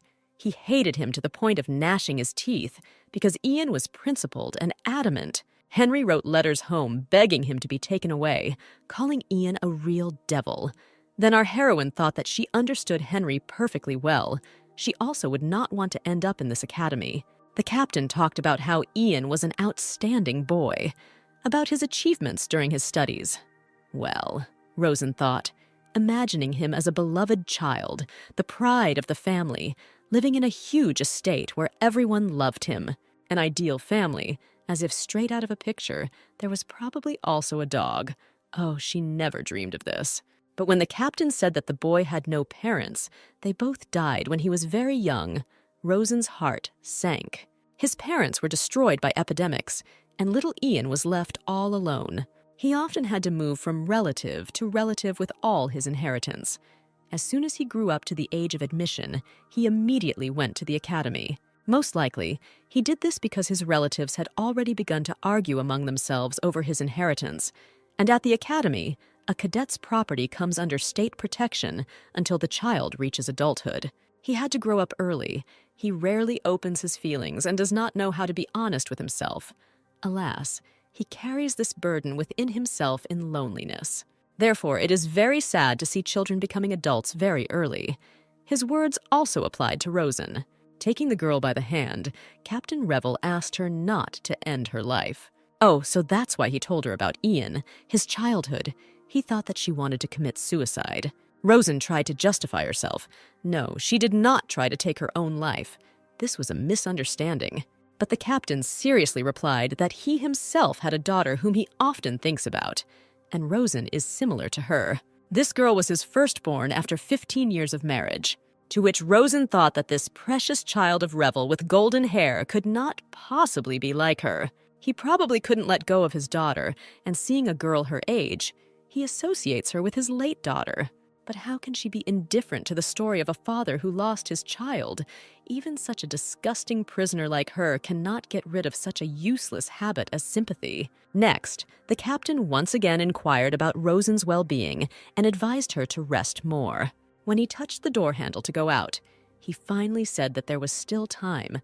There were still 3 days before arriving on Monty Island, and he believed in Rosen and that she would not give up. Rosen listened to this in a stupor, and she has developed a habit of carefully analyzing the information that people unintentionally give out. The direction of the wind that the captain was talking about, the temperature, the weather, of course. She did not fully understand everything due to her lack of education, but she clearly understood one thing: she needed to go east. And the captain, one might say, gave out information for escape. It was already late. The girl was holding a jar of luminous moss in her hands and admiring its glow in the dark. And it really does resemble a lighthouse, which she will finally be able to find while drifting at sea. Now all that remains is to find the key. She must steal it from Ian Connor. And if you manage to steal a pistol, then what next? It will be self-deception if you convince yourself that she doesn't care about those sea monsters. But she knows what will give her strength, her vow to Emily that she will never die, and they will meet with her. This is the day when she first behaved bravely in her empty life. Every time she remembers that moment, a blue flame flares up in her heart. It melts the chilling, icy horror over and over again and helps her take off. She will win. She simply must win. Ian entered the cabin looking at Rosen. It was already late. The girl deliberately assumed a seductive look, unbuttoning the band of her shirt on her chest. Ian stared without batting an eye, with a stony expression on his face, then told her to cover herself. Rosen thought with disappointment that he hadn't noticed anything or that nothing could penetrate him, but she wondered out loud where he was. Having received a dry answer that he was standing near the cabin, the girl asked why he was complicating everything so much. Well, he could have asked a subordinate. Looking sideways at her, Ian said that he personally received the minister's order to escort her, and besides, she apparently underestimates her fame, which is clearly superior to his. Rosen chuckled. Yes, she is popular, but obviously in a negative way, so once dinner is over, she will be returned to her cell. And she received an answer that she could stay here until she arrived on the island. The doctor noted health problems. And how will they sleep? Ian replied that he would lie on the sofa, and that there was no other cabin, to which the man remarked that this was his cabin. Why look for another one? Aga suspects that she will do something in his absence. It seems like she reads thoughts, but he doesn't have the key with him. Then Rosen suggested that she lie down on the sofa, and he would be in his bed. But Ian stopped this because the sofa was lighter than the bed. Rosen started laughing nervously. Why is he doing this? Does he think that she will jump into the ocean with the sofa? Further, the man accused her that she had already tried to die. There was no guarantee that she would not repeat it again, so he would keep her locked in this cabin. At first, Rosen tried to convey that she did not try to commit suicide. Didn't the captain explain it to him? But Ian replied that he understood everything, that she knew very well that she could die by eating this berry, and still asked Henry to give it under the pretext that she wanted to try it. He clenched his fists and variously shamed her whether she enjoyed it, whether it was fun. What infuriated him most was that he fed her these berries himself. Stop. He's angry now, considering that she's been watching him for the last few days. He never once lost his composure or raised his voice. If he had calmly thought about everything, he would have realized that she did not try to commit suicide. Had he really forgotten how to think with a cool head? Well, in this case, you can't miss this opportunity and, crying, she bitterly noted that she would die before arriving on the island. And what was the point of living further? Well, even if he continues to live, he will either spend the rest of his life in correctional labor or die under torture. So why can't she die peacefully now? The girl decided to try the tactic of putting pressure on pity. Suddenly, Ian came up to her and squeezed her face with his hand, saying that he would not allow this, that she thought that everything would be as she wanted. Handcuffs are not enough, so he will tie her with chains from above. Just let her think of doing something and find herself tied hand and foot. Tota Rosen snapped that she would bite off her tongue. Ian replied that he would also provide her with a gag. The girl did not give up and said that she would stop breathing, but he replied that it was impossible to die like that.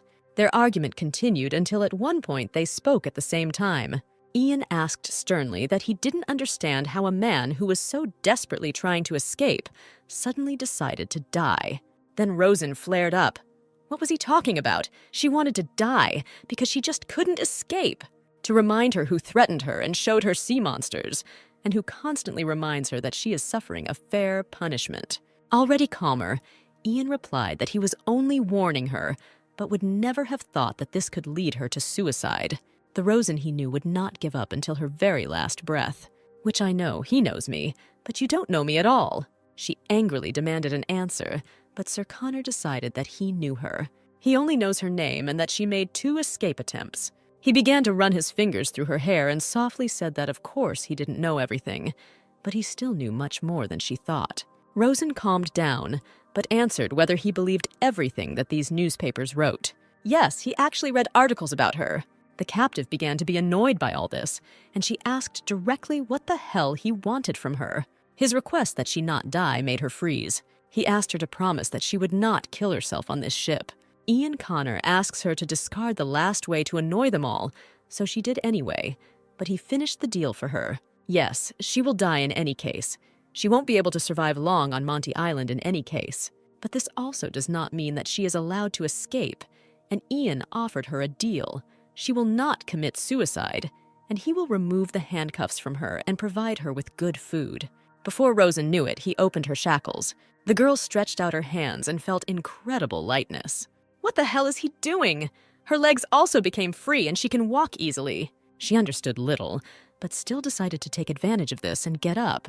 Like a child taking its first steps, Rosen walked hesitantly around the cabin, holding Ian's hands. The steps are so light. She even forgot the last time she felt her legs so freely. Ian told her that in the cabin under his supervision, she would be free of shackles and would be able to live the remaining days before arrival in comfort, and would also have the opportunity to reflect on her life until they arrived at their destination.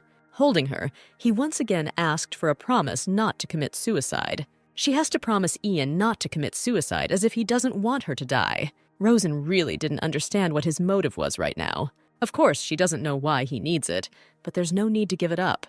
Carefully deciding to ask him if he was joking, the man replied that he never jokes and she promised, thinking to herself that there is not much time left, and soon they will arrive on the sharp Monte.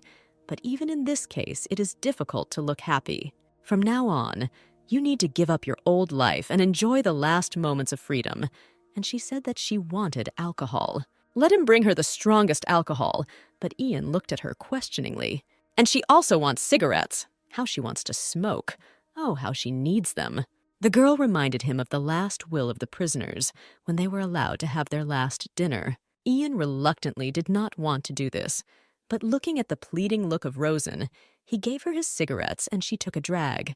He promised to bring alcohol tomorrow morning, but the girl already felt as if she had been reborn. I didn't even notice how I smoked the entire pack of cigarettes. Ian handed her another. Oh, we can smoke one more. Well, this is beyond dreams. He'll tell her to go to bed after he finishes smoking, but it's a waste of time to just go to bed now. What should I ask him so as not to look suspicious, and carefully asked Ian when he started smoking? Pilots shouldn't smoke, should they? At first he did not answer, but sat somehow thoughtfully, as if wondering what to answer. Watching Rosen puff, he replied that he started after the end of the war. She began to wonder why he started, to which the man replied, "What's wrong with this? Is there a need for a reason?" But Rosen, looking at him, could not imagine that Ian smoked. Well, it didn't suit him at all. He is a man-hero of the sky. I immediately remembered how every time she watched the Imperial planes fly by, they looked like huge birds. She looked at the sky for a long time because Ian Connor is the commander. His plane is the first. And if you stretch out your arms, you can touch the small figure in the sky. And there was a feeling as if the body tied to the ground would momentarily fly into the sky. Ian interrupted her memories by saying that the war was over. Then Rosen asked point blank why he didn't get married. Looking at his grimaced face, the girl began to chatter childishly. If the war was over, why didn't he get married? And did he have a sweetheart? Ian asked why she was interested in such strange things, and received the answer that these things were of interest to the entire female population of the Empire. Ian said that when you are a pilot, you can die at any moment. It is difficult to start a family in such conditions.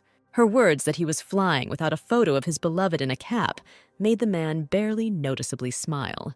It couldn't be that Tan smiled. Well, it really was a smile.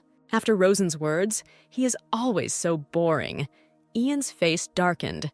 Well, she's just used to seeing his image on video, but he is somehow different from this image in reality. The man explained that he was indeed different in the video, but this was necessary for the video. Rosen noted that it would be a crime not to choose him as a hero with his appearance. It's good to have such an appearance and really be a hero, and not just when you didn't show your face. Then Ian couldn't help but smile. Rosen's cigarette fell out and he actually smiles. This is his agreement that he is really handsome. But Ian said in continuation of her question about marriage that he does not think it is important. Our heroine said that if she were in her place, she would have 3 wives. It would be better than marrying an ugly man. Over the course of her life, she realized that she didn't need a man by her side. But this does not mean that she killed Hindley, to which Ian expressed doubt about the adequacy of her words, saying that polygamy has long been gone. Yes, he knows nothing about the real world. This is how things are only in wealthy neighborhoods. But most men in the environment where she lived had several wives, and he knows that she herself was Hindley's second wife. Ian was apparently impressed by this. He didn't know about it.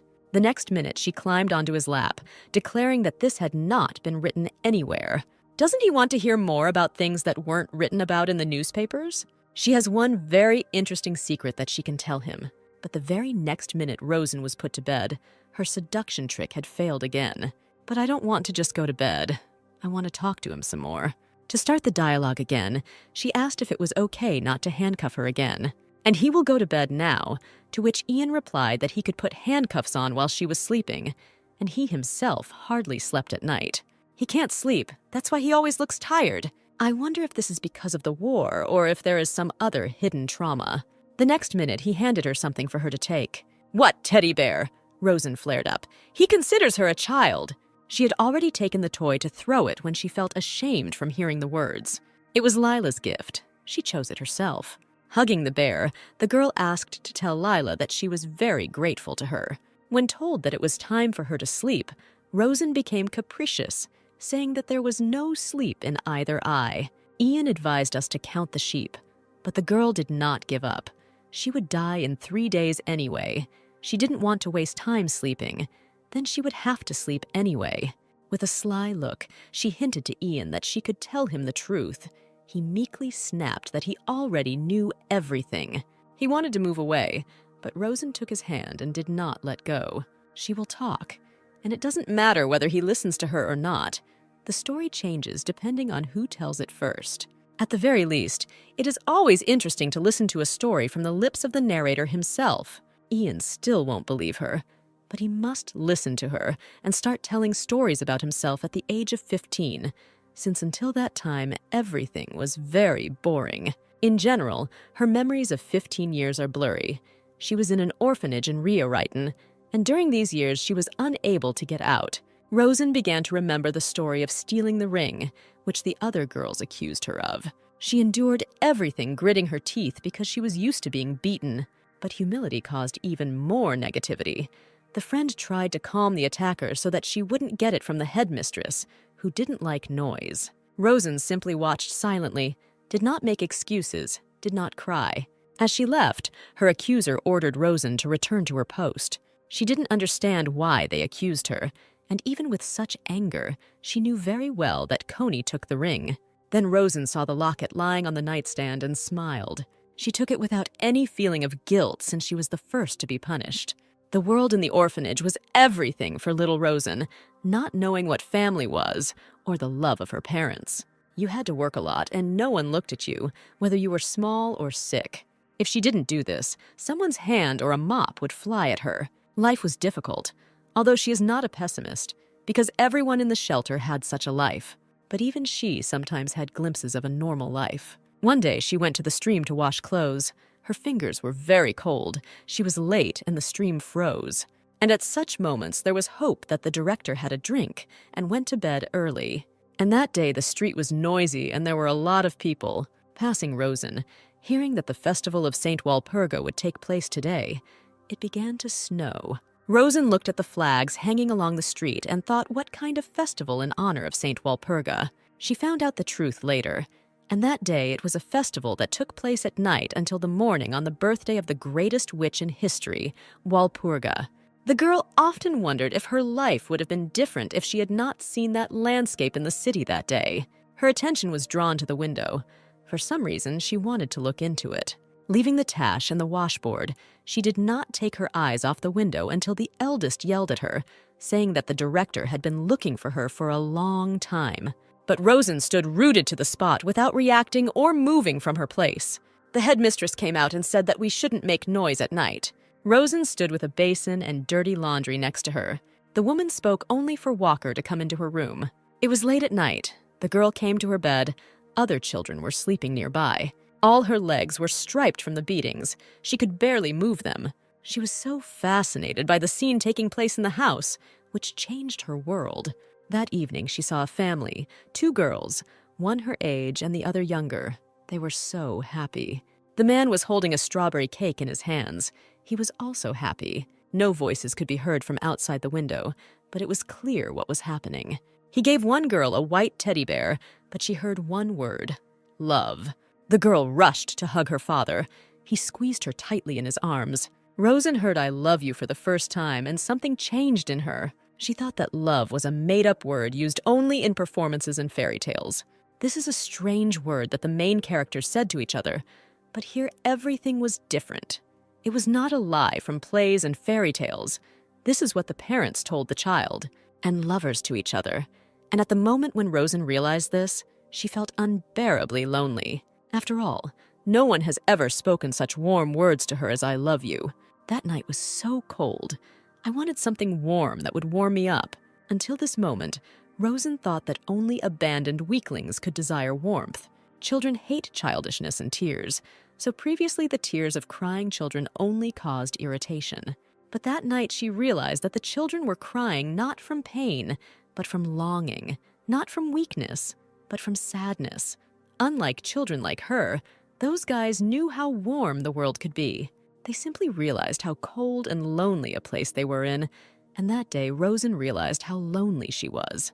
On Walpurgis night, people light candles and make a wish to the greatest witch in history. Rosen hugged herself and begged Walpurga to take pity on her, to help her meet a person who would hug her warmly, someone who would truly love her, even if these words are a lie, just for this person to hug her tightly. The girls were working in the kitchen, and their partner noticed that Rosen had her head in the clouds and had been walking around covered in bruises lately. The girl couldn't answer the questions about what happened. How could she explain to them what happened to her? Another girl asked if it was because of Rosen's birthday that he was so worried, because it was soon, and when he turned 15, he couldn't stay in the orphanage any longer. To which Rosen replied that in any case, she would be sold either as a mistress or as a maid, and the money from the sale would go to the director. One of the girls remarked that it is better to become a mistress than a maid. Once you become a maid, you won't be able to change anything until your death. The girls began to argue about who is better to be a mistress or a maid. Someone thought that being a maid can at least earn money, but being a mistress or a wife is a big risk. Who knows which husband will come across? When the girl came in and called Rosen, it was especially strange that someone came to meet her. There was a man sitting in the director's office waiting for Rosen. Smiling, he replied that there was nothing wrong with waiting for a woman. Rosen stood in front of the mirror, wondering whether she should wear her best dress or put on makeup or not. But if that man is here to take away the maid, then there is nothing good in looking beautiful. The girl was wondering what to do, and in the end, she decided to wear a modest suit without makeup. When she entered, the director offered to sit down. The news that they wanted to marry her spread throughout the orphanage. The headmistress pointed to the man sitting on the chair and said that he would become her husband. It was Mr. Hindley Howarth, a man about 35, 40 years old. He approached her, and the girl was confused when he called her by name, but then hesitantly greeted her. He looked at her from under his glasses carefully and intently and said that she could be called Rosen Howarth, which she would soon become. Looking at her, Hindley Howarth asked the headmistress if she was definitely healthy, to which she reminded him that she had introduced him to the results of Rosen's tests.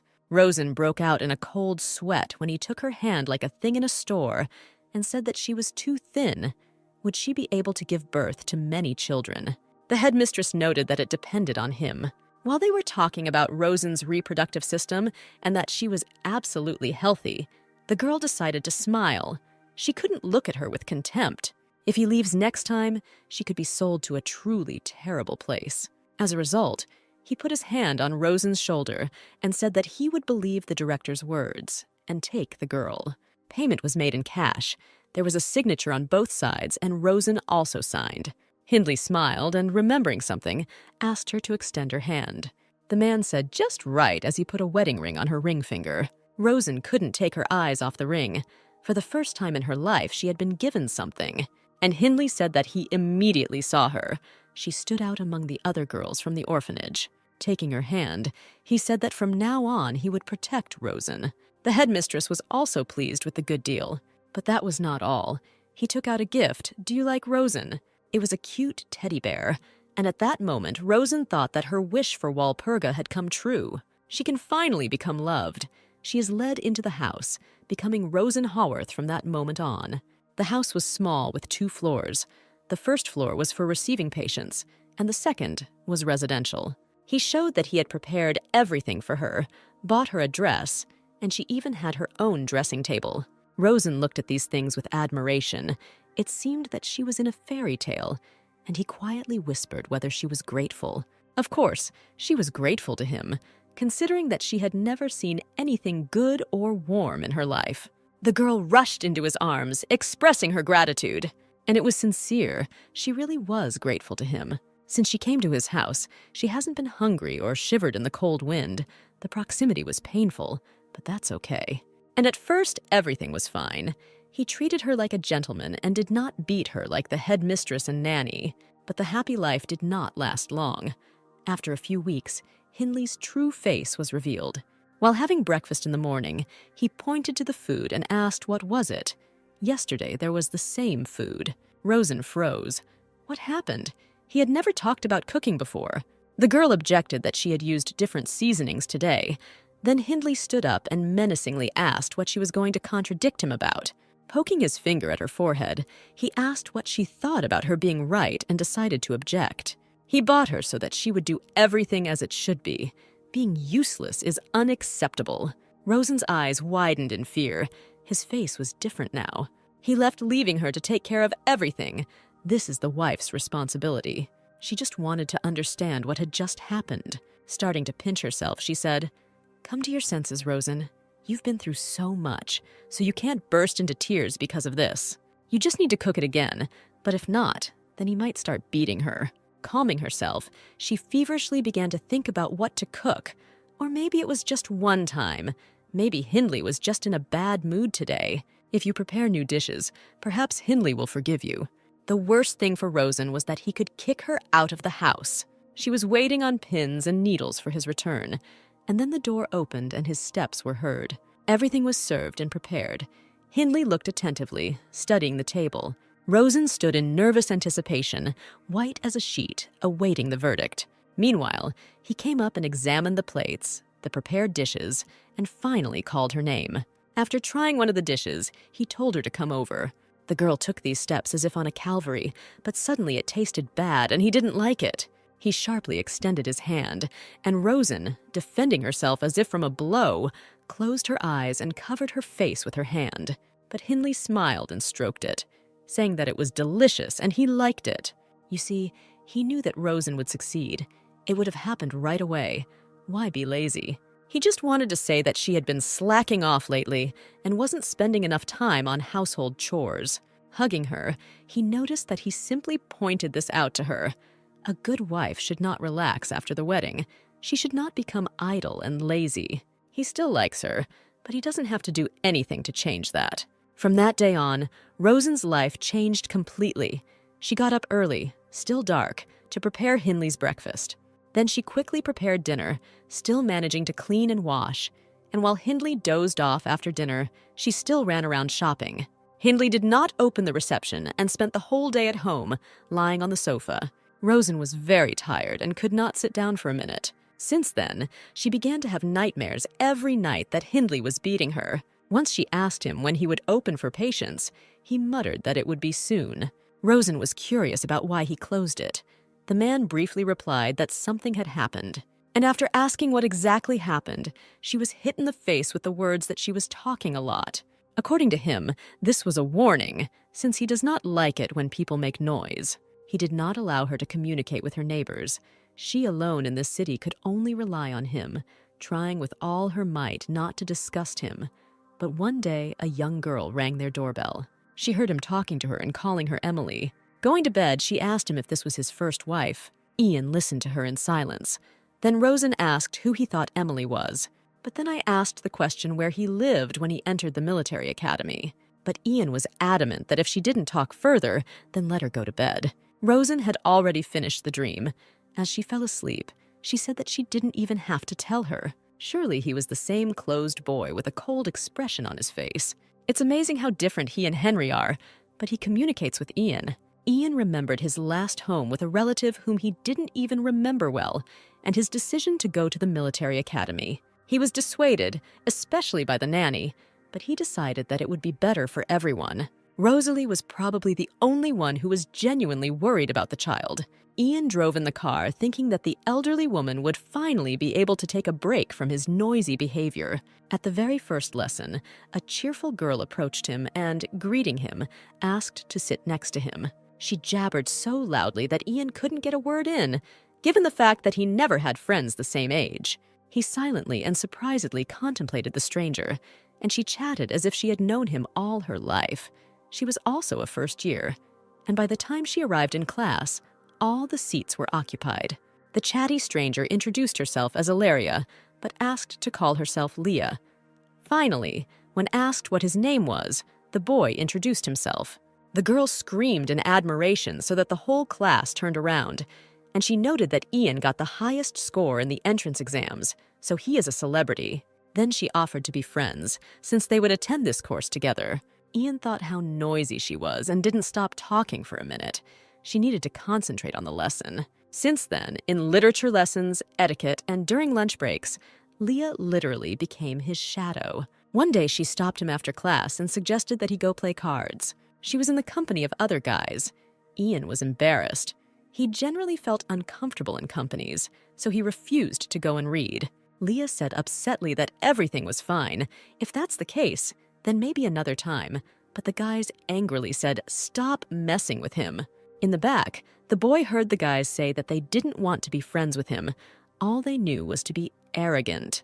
Leah looked after her departing comrade in surprise. Ian sat in the library and urged himself not to get distracted, to study as hard as possible. Suddenly, Ilaria sat down next to her, also taking a book and somehow lowering her eyes in embarrassment. She just said that she also wanted to prepare for the exam and would not disturb him. But seeing how Ian was looking at her, as usual, she started babbling about what happened. Or maybe she had the wrong book. His answer was surprise at the fact that she sat down next to him. He thought that Leah hated him. Then it was the girl's turn to be surprised. And then she chirped again that she shouldn't pay attention to the guy's words.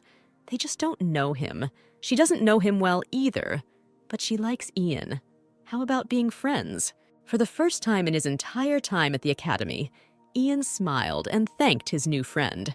A few years later, a new enrollment began at the academy, and on the threshold of the academy stood a new first-year red-haired boy with a mischievous face. Seeing him, the guys began to talk about how the son of a war hero had entered the academy this year. Leah, with whom they had been friends since that day in the library, ran up to Ian and said that now they would patronize the younger ones. Ian, as usual, listened to her calmly.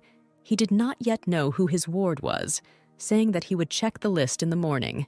As usual in his style, the girl grinned, however. His ward, they say, is a boy with character. Henry Revel walked along the corridor in search of his room. He felt awkward. Everyone looked at him, discussed him. Someone expressed doubt that he was only 10 years old. He looked older and too tall. He understood that it would not be easy, considering whose son he was, but it was even nice to have such attention. And so he entered the room with a charming smile, saying hello and informing that he was a first-year student. Ian looked at the boy, slammed the book, and asked where his things were. Henry turned out to be alive, cheerful, and immediately extended his hand, introducing himself and informing that the luggage had not yet been delivered. They greeted each other and sealed it with an academic handshake. Ian's new ward asked his mentor to introduce him to the school, and the young man agreed, smiling. Returning to the room, Henry was disappointed. He did not understand at all what had just happened. His mentor, like a teacher, showed him the training places, the library, but not a single place where he could relax. What a boring mentor he got. His father scared him so much, but it looks like he shouldn't be scared. He looked at Ian, calmly and intently reading a book, just like a teacher. Henry was confident in his charm, and his last name plays an important role, but he will live here peacefully. And so the first-year students began basic sports training under the supervision of mentors. Mentors will monitor your studies and grades. You need to listen to them. It was Henry's turn to show his preparation. He ran the distance with a smug look. His result was good. But what's the best? While everyone looked at the new record holder in admiration, Ian ordered a repeat. Henry looked at his mentor in shock. The guy calmly explained that he had read the results of Henry's entrance exams, so given his height, he concluded that he had not given his all. Whatever Henry did, his new mentor nagged and forced him to repeat over and over again. He was the only one who trained for hours. My classmates were laughing. Everyone had heard about Cadet Ian Connor and his attitude to learning, so the fun was yet to come. What nonsense. Does he really need to train like this all the time, tomorrow and the day after tomorrow, for hours? After another training session, when Henry could barely stand on his feet, Ian noted that the boy was in excellent physical shape, but was a lot of lazy. And so he will get up 2 hours before the general rise, and Ian will accompany him. Henry wrote about all these horrors to his family in a letter. Having outlined all his torment in the letter, at the end he signed that Ian Connor is a demon. Early one morning, when everyone was still sleeping, Henry decided to sneak away. Today he will never go to this execution. He'll do it, deciding to hide, since he didn't manage to make friends with Ian. But there is no more strength. But is this life? Because Ian will not find him if he hides. And just as Henry smiled at his brilliant idea, he heard Ian's words from behind, asking what Henry Revel was going to do at the crack of dawn. As a result, in the morning, Henry slept in class, and the guys discussed the strange scream heard in the western dormitory, whether it was a ghost. Two classmates looked at the sleeping Henry and said with sympathy, "Again, the poor guy had been training since the morning. What an ugly mentor." He was advised to complain to his father. This is a violation of human rights. During the next morning training session, Ian praised his young ward, noting that he had done a good job today. Henry lay sweating, wondering when this horror would end. Ilaria approached him and said that Ian is usually not so cruel. The young master must be tired from such training. And then the boy burst out. He said that if she thinks that the hero's son lives in comfort, then she is mistaken. He has the hardest time of all. The mentor said that he does not give his best. But what if this is his maximum? He must meet the level of the son of a hero, but no one is perfect. He is a human being. He has to live under the eyes of others. If he shows what he is capable of every time, then it will all be over. Then the boy caught himself and realized that he had said too much. Leah thoughtfully watched him run away, thinking that the boy was not thinking at all like a child. He reminded her of the same boy she knew, Ian Connor. Having run to a secluded place and catching his breath, Henry screamed in horror at what he had just said. And what if she told everything to Ian Connor? His goal was to graduate from the academy without standing out. At that moment, a classmate called him, offering to sneak away with them secretly. The guys wanted to run away to the city. Henry thought what kind of slackers they were and refused. The guys insisted and persuaded Henry. Citing being busy, got up to leave. But one of the boys squeezed his hand tightly, stopping him. As a result, Henry pushed his hand away with such force that the boy yelped. Henry realized that he had overdone it and tried to apologize, but the other guys said that it was disgusting. And in general, they wouldn't hang out with him if it weren't for his father. And he hides behind his daddy's name to beat others. Ian watched all this, as the boys told Henry that there was nothing special about him. And what if everyone found out that the hero's son was a bandit? Henry held back until one of the boys said that since they didn't want to see his daddy bow his head. And after these words, a veil seemed to fall over his eyes. The next minute, a fist flew at the offender. He screamed that he usually ignored such nonsense. But the last thing he remembers is how Ian pulled him away. He thought that he was also angry with him and wanted to attack him, apparently because Henry had said something to Ilaria. After the fight, Henry sat frowning and didn't know what to think next. The director could not come to his senses about how Ian Connor could get involved in this matter. Looking at the boys, he asked Soldier Connor if he really beat the boys. Ian answered without hesitation that yes, it was he who beat them. The director exhaled heavily until the last moment, hoping that this was some kind of misunderstanding. Then he asked why the young man did this to the younger students, because before that his behavior was excellent. There were no problems. It was possible to simply separate the fighters and not beat them. Ian glanced at the cowering guys and nodded. The director said that in this case, the soldier Connor could not escape punishment. The guy nodded in agreement. Ian was suspended from school for a week and sent to the dormitory. The rest, including Henry Revel, were required to engage in volunteer activities on the territory of the academy. Henry sadly watched what was happening, realizing that Ian took all the blame and responsibility for this act upon himself.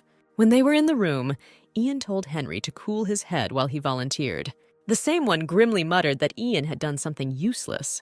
But the mentor noticed that it was up to him to decide whether it was useless or not useless. And the fact that he was suspended from classes was a trifle. Everything ended well. He calls it a good ending. Henry was surprised, to which Ian explained that otherwise Henry's parents and those guys would have been called. And so they talked a little. It was revealed that those boys had left without permission to have a snack in the center. And now there was a fight. They are still children, so they were scared to hear such words from their parents or the director. But he doesn't have parents who can be called. Ian got up and walked. Henry followed him. The mentor gave advice to be careful next time. Any action leads to consequences, to which Henry muttered that he generally thought that Ian didn't like him. Ian explained his position that he forces him to train more than others, not because he hates him, but because he sees him as a future soldier. Just because he doesn't show leniency towards a junior cadet during training does not mean hatred. It is an investment in the future. Henry is a cadet now, and in the future, he will be a soldier. Now everything is calm, but who knows when war will break out and then they will all be called up. And when this happens, the one who does not put in his best will die. So what is more important is the opinion of others or his own life and the lives of others. Ian added that it's up to Henry to decide, but he no longer wants to see people die around him. A week later, the three of them were having lunch, and Leia said sarcastically what was going on here. Before, she couldn't even think about having a meal together, but then Ian shows up with a first year. From the moment of that conversation, Henry followed Ian everywhere, declaring that he wanted to become Ian's younger brother and would obey him in everything. Then Leia remembered the news and, showing the newspaper, said that the political situation in the Empire was alarming. It looks like they are provoking the Empire and want to drag it into war. Ian took the newspaper and read the article, agreeing that the threat of war was very real, if not now, then later. When one of the parties does not like something, chaos will begin, which is called war. 5 years passed and Ian Connor was called to fight. Henry managed to catch him since the training camp was quick. He asked Ian if he had seen the publication. He was appointed commander, for which he could be congratulated. Ian still calmly looked into the eyes of his younger comrade. Henry suddenly lowered his eyes and corrected himself. "This is not something worth congratulating. How can you give the rank of commander to a 20-year-old boy?" To which the new Captain Connor replied that the Air Force is always short of people, and since there is no one, they even have to take cadets. In addition, many went over to the enemy's side. Henry clenched his teeth at these words. He had heard such rumors. As parting words, Ian advised his younger friend to concentrate on training. He, too, could be called up at any time. Henry eagerly replied that he was ready even now, telling how he would destroy his enemies to smithereens. But Ian slowed him down and reminded him what frivolity is and what it leads to. In turn, Henry asked Ian not to die, otherwise he would curse him for the rest of his life.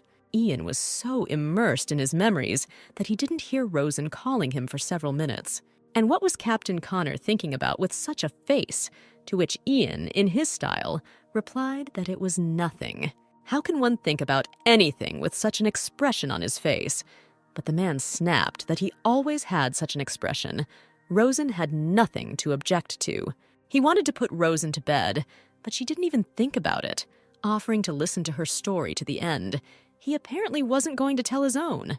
Then Ian asked who Emily was, and Rosen again plunged into the past, at the moment of meeting this girl who changed her life. In the morning, while still in bed, Rosen heard pounding on the door. Opening the door, she saw a girl calling Hindley in a clearly unfriendly tone. Rosen went down and opened the door, and their eyes met. The stranger looked at the girl in surprise. And Rosen herself was no less surprised at the young girl standing in front of her, seemingly the same age as Rosen, who she was and why she was calling Hindley. She asked if the stranger was in the wrong house, and she, in turn, asked who Rosen was and what she was doing in this house. Was she a relative of Hindley or a client? Our heroine replied that she was the wife of Hindley Howarth. At that moment, as the stranger, having recovered from the shock, screamed at Rosen to get out of their house, Hindley's steps were heard.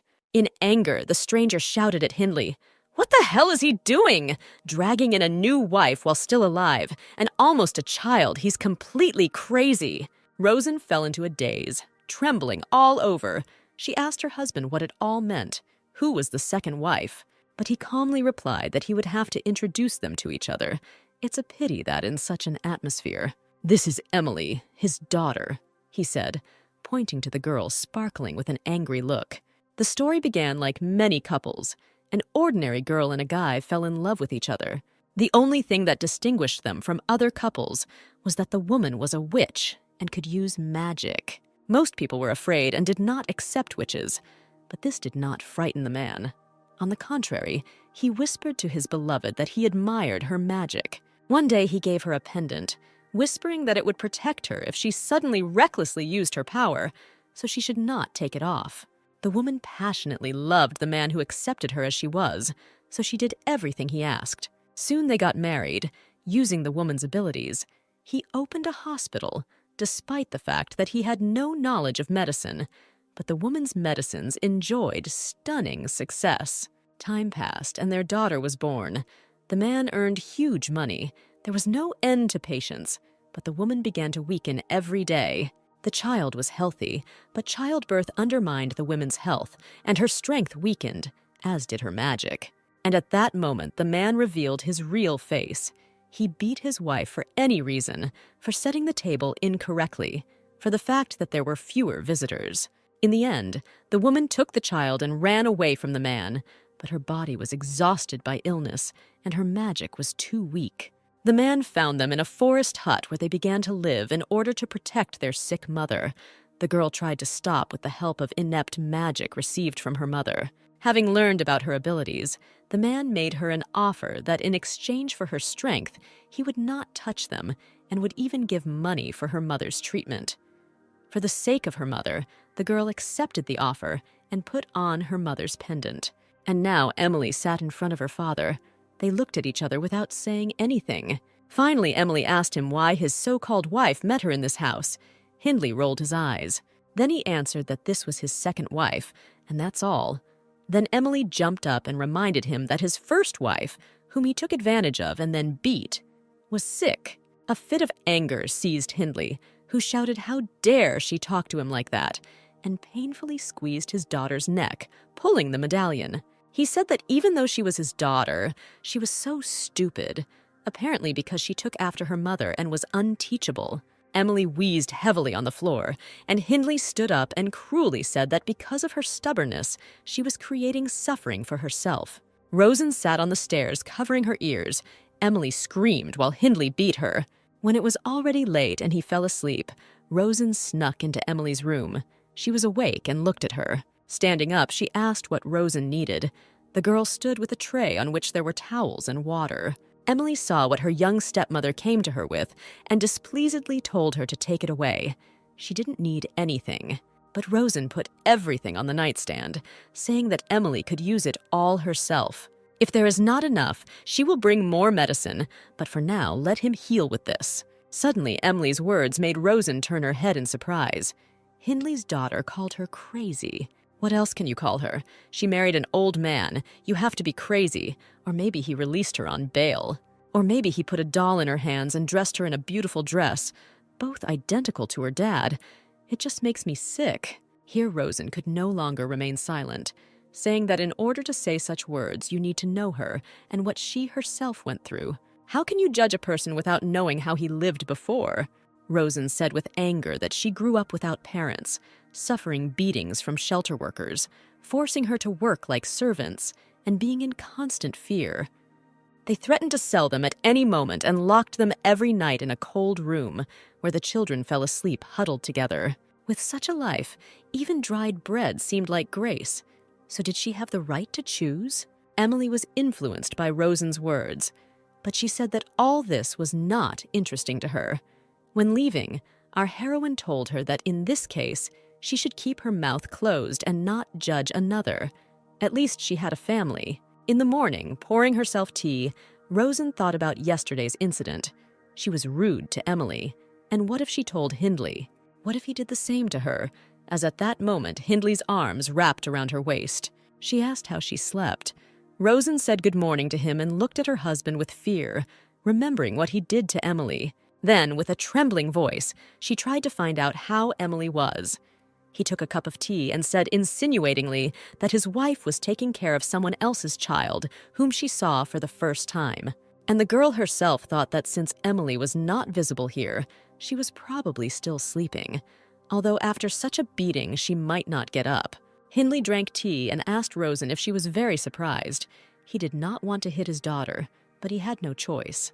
Then he said that this girl was the first to try to use magic, to which Rosen looked up in surprise. He explained that Emily is a witch who inherited the power from her mother. That pendant is on her neck. She cannot take it off. If she takes it off, she will die, and he controls her power. His gaze carefully studied Rosen's reaction and added that in this way he was protecting his daughter. Rosen was preoccupied with thoughts of Emily. She had never seen a witch. She even asked Hindley and Emily that he was exactly his daughter from his wife, and he grinned and asked if she thought she would be his first wife. He motioned with his hand to approach him, telling her not to worry.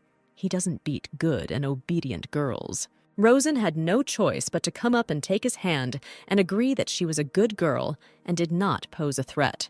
Having sat her on his lap, he said not to be upset. His second wife. So what? Now she is the one he loves. And remembering these events, the girl reasoned that she liked Hindley. He stroked her head and hugged her at night. Sometimes difficulties arose, but it was not cold here, and the worst thing for her was that they could kick her out. Hindley said that Emily would live here for a while to raise money for medicine for her mother, so don't let them swear too much. Emily is actually soft and naive. If his first wife worked here instead of Emily, the whole house would be in chaos, but he can't stand the noise. Although it would be even funny to see how his wives are jealous of each other. Funny jealousy, Rosen thought, because it's a feeling one feels when one is afraid of losing a loved one. Can she herself call the feeling she feels about the appearance of Hindley's first wife and daughter jealousy? No, this is not jealousy, but the fear of being on the street, of experiencing hunger and cold again. When Hindley left, the receiver spoke about the exercises, since there are threats from Talus. But the threats about the possibility of a war starting are quite real. Since Emily arrived, Hindley has had more visitors. He seems to have gone to buy equipment. But where is Emily? There were prepared sandwiches in the kitchen. Rosen was surprised. Emily was in the yard, hanging out laundry. Rosen, crouching, did not take her eyes off her. Emily muttered irritably, "Stop staring. If you have nothing better to do, then it's better to help with the laundry." Rosen tried to engage in dialogue by asking why she made the sandwiches, and she doesn't hate Rosen. Emily asked why such conclusions were suddenly made, but our heroine recalled that even before last night she was throwing insults. Rosen realized that the sandwiches were prepared for her, but Emily resisted. Then the girl smiled and said that she still could not eat them, since Hindley did not want her to gain weight. Emily couldn't help but laugh at this. And Rosen asked the question that had been tormenting her for a long time. Is it true that Emily is a witch? Emily nodded in agreement, and Rosen clapped her hands in delight. She asked why Emily was doing all this. She could just use magic. But Emily lowered her head and answered, rather than asking empty questions, let her help with the laundry. In Rosen's understanding, a witch is a person with limitless possibilities who could create anything, just like in the old stories. Fly into the sky, dance with the devil on Walpurgis night, use magic to destroy anything and anyone. Although apparently the era of witches is coming to an end, after such desperate prayers to Walpurgis, she only got Hindley. But Rosen continued to provoke Emily, asking what kind of witch she was who couldn't perform simple magic because of some pendant. Without turning around, Emily answered that she could do that. With eyes glowing with delight, Rosen folded her hands pleadingly and asked to show her. Emily looked with some surprised curiosity at Rosen, who did not let up and asked why she wanted to look at magic. Then she said that all over the Empire people are shying away from witches. Emily knows what she is saying. People are afraid of witches, and Rosen asks to show magic in action. It is she who stays with Hindley, not of her own free will. They cannot survive peace or war together with her mother. It may be that in past times witches were admired, but for this world they are something like a curse. Rosen didn't understand Emily at all. She said, "Magic, you understand? This is magic, and this is the first time in her life. I just want to see it." No matter how Emily tried to convince Rosen that there was nothing good in watching a witch cast a spell, Rosen did not give up. Finally, Emily gave in, raising her hands up so that the water from the basin began to rise up. What Emily showed her that day was the best sight in Rosen's life. At that moment, she could forget about anything. Raising her hands up, she touched the water rising into the sky. But that same night, sirens began to wail. It seemed that something had exploded. Hindley was not at home, and the girls ran down to the basement. Turning on the radio in the basement, they heard the voice of Ian Connor, commander of the Ryoretan Air Force. The war began, and an air raid alert was announced.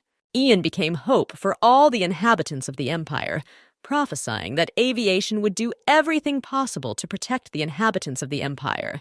Ian sat and listened to Rosen's story, and now heard his own voice saying that our aviation will do everything possible to keep you safe. Rosen fell asleep at this place. These words she uttered about that day. How well Ian remembered that day. Again, like last night, the girl trustingly squeezed his hand. These words seemed to echo in his head. "We will definitely protect you." He looked at the sleeping Rosen and remembered how she confidently said that she would never fall asleep first. Ian barely persuaded her to fall asleep. She still wanted to continue to tell what Hindley had done. It's amazing how she can stay awake at all in her condition. Even now, in her sleep, holding his hand, she muttered that she was not sleeping. Ultimately, Rosen forced him to listen to this long story for one simple reason. She would continue to repeat that she was innocent. "You can't fall for her trick. This girl is eloquent in the art of persuasion. This is clearly stated in the documents of her case." But still, why did she never tell this story, mention it in court? Well, on the other hand, this would only strengthen the evidence of her guilt. Her husband harassed her with domestic violence, and she eventually killed him. And yet Ian could not understand why, after living such a miserable life, she continued to call him a hero who failed to protect his homeland. Rosen fell asleep completely, and Ian removed his hand from her hand. The bright moonlight fell on them with a silvery glow, and he still looked at this girl. The man thought why she was sleeping in such an uncomfortable position, because he unfastened the handcuffs and could not resist touching her hair, which seemed like silver threads in the moonlight. The place of arrival, Monty Island, was approaching. She won't be able to hold out on this island for long, so she needs to brighten up her last days. Even criminals have the right to their last wish. Ian convinced himself that this was just a gesture of generosity and nothing more. It was not worth taking on this matter. He knew about it from the very beginning. There is no other person in the Empire who would be so eager to let her go as Ian Connor. One thought haunted him. What to do with Rosen Walker? It would have been better if her lies had fooled him, even at the moment when he met her. He already knew that this would all end. There is a knock on the door. Ian lies looking at Rosen. Sunlight floods the cabin. Henry came in and looked at him as if he had seen a ghost. What was wrong with him? What is he doing here so early? Did he really manage to sleep without the sleepy grass? The pale guy stuttered and said that the problem now is not the time, but the form in which Sir Connor is. And only then Ian saw that he was sitting on the bed with Rosen, who was sleeping on his lap, hugging him tightly by the waist. Henry, still trembling, asked what they did at night. What even happened here? Henry voiced his worst fears. Yet Rosen Walker snuck into Ian's bed and seduced him. The girl was still fast asleep, so she didn't hear what was happening around. Ian didn't know how to explain everything. He even remembered when he fell asleep. His words that he himself lay down here made Henry scream so that Ian ordered silence. The scream would wake everyone up. He tried to explain to his subordinate that he understood everything wrong, although of course he understood what picture Henry saw. The only thing Ian could come up with as an argument that there was nothing between him and Rosen was that they were dressed. So if Henry is happy, let him go. He is forbidden to approach Rosen closer than a meter. At this point, Henry could no longer stand it. He had to listen to reproaches from a man who was lying in the same bed as a criminal. Is this really the Sir Connor he knew? And why handcuff himself with her? Henry never left Ian in his suspicions that there was something more here. He suspected from the very beginning when he called Rosen Walker to his office every day for a conversation. Ian tried to answer as nonchalantly and indifferently as possible that there was no reason other than work. He was assigned to monitor the prisoner Walker. Henry stood still, pale and sweaty. It was impossible for him to understand that his boss, who was lying in the same bed with a prisoner, called it a duty. Then he took the handcuffs and said that then at least the handcuffs should be put on. Ian, smoking a cigarette, threw Henry so that he could put down the handcuffs. The subordinate let out a hysterical laugh. Yeah, so he's going to let her go. Ian, without turning to his subordinate, replied that their goal was to keep Rosen Walker alive until they arrived on Monty Island. Ian explained to him that Rosen had forbidden him to kill himself, and in return he promised that he would not handcuff him. They entered into an agreement. Henry asked, and Ian Connor believes her words, but Ian didn't believe it. But it's better to free her so that she doesn't attempt suicide again. She has a hot temper. The more you put pressure on her, the more she does out of spite. If you leave her alone a little, she will become more submissive. Henry didn't understand how a man with his hands tied could attempt to kill himself. But Ian reminded him of last night, when they thought there would be no problem just feeding Rosen. After all, she had handcuffs then, and what happened? Henry had nothing to object to. Ian looked at his comrade with an even gaze, and thought that it was not difficult to guess what she asked Henry that day in the bathroom. To prepare the fruits of my area, after the war, his subordinate became especially weak to human deaths. He must be blaming himself that something like this happened because of the food he prepared. Ian asked the thoughtful guy what his business was, which is why he came to the cabin. Henry replied that it was nothing special. He was just told that a flock of demonic creatures was passing through their route. Ian replied that it was nothing special. Actually, it was a little different from a collision with a bird. Henry noticed that there is a difference between the sky and the sea. The flock is quite large and it can block their path. And their ship is also not small, so such monsters try to get around it themselves. In the best case, everything will work out. In the worst case, we'll have to stay a couple of days. That's what the captain said. When Henry left, Ian looked at the sleeping Rosen and mentally wished that the ship would be delayed. Then Rosen Walker would live a couple of days longer. He remembered what happened, the conversation with Henry, who didn't even want to go out. He doesn't trust Ian, but all he was thinking about was the route and Rosen, how Ian wanted to prolong the life of this girl. It seems Henry was right. This is some kind of crazy obsession. Then he lightly touched her and said that it was time to wake up. Until recently, it had been light and clear, but now it was pouring outside the window. She thought that on such a huge ship, the sound of rain would not be heard.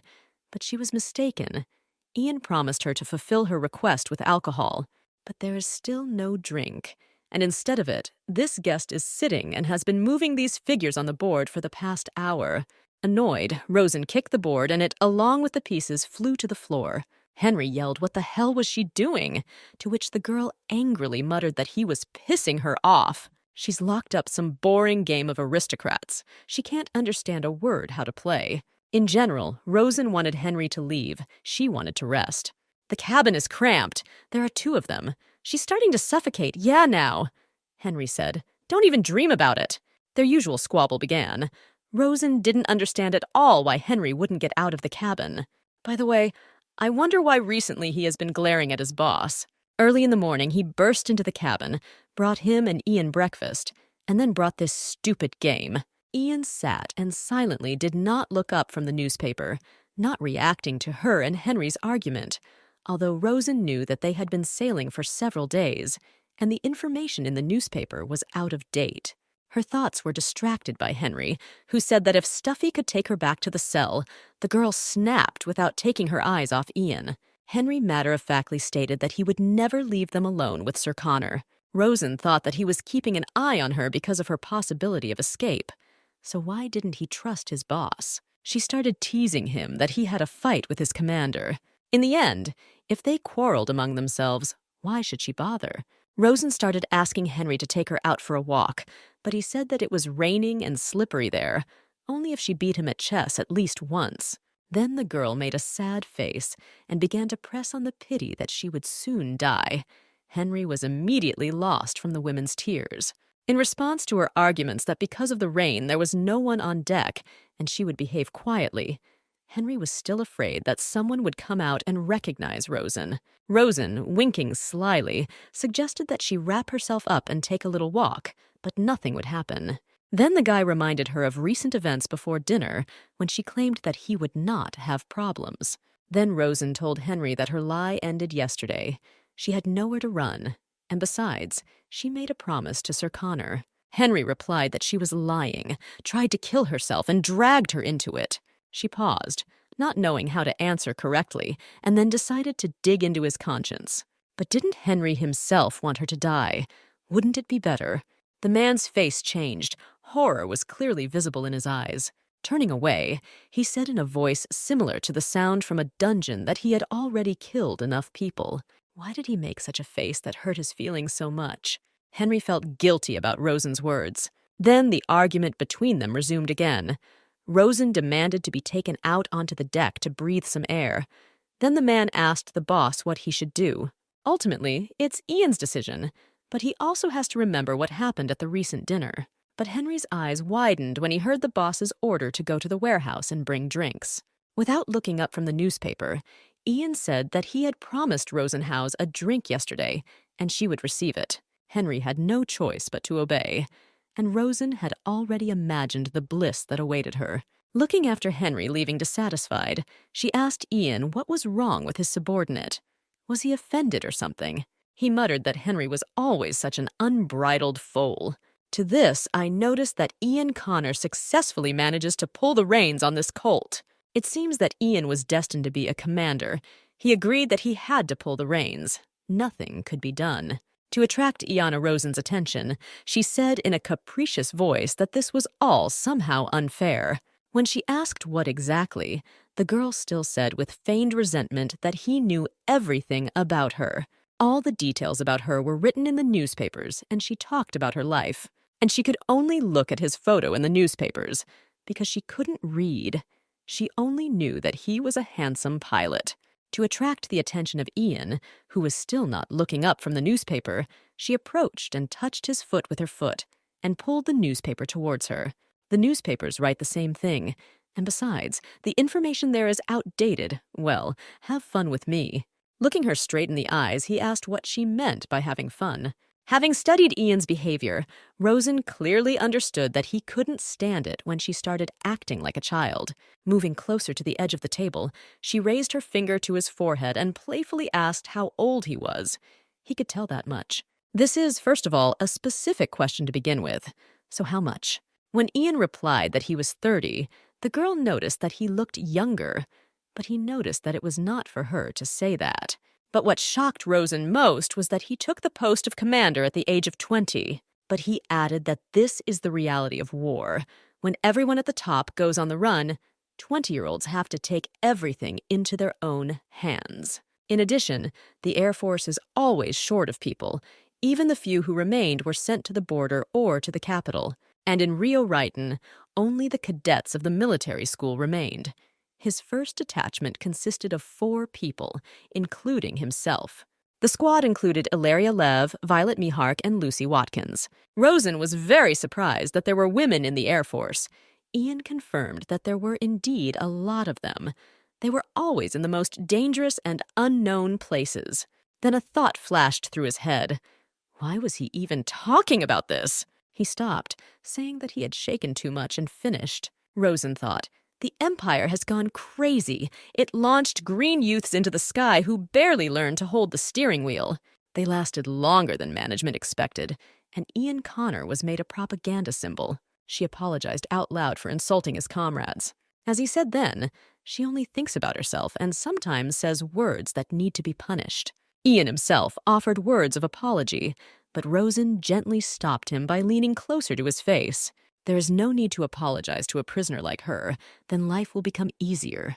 Looking at Rosen sitting in front of him, he asked her why she was telling him such things. Because I like you sounded in Ian's head, she said them so simply. Lowering her voice, Rosen said that she wanted Ian's soul to feel better. Isn't that what they call sympathy? She was very close. Ian's hand squeezed his knee nervously. He asked her not to say such words. Rosen stopped for a minute and looked at him in surprise. Such words were unpleasant to him. Their lips almost touched.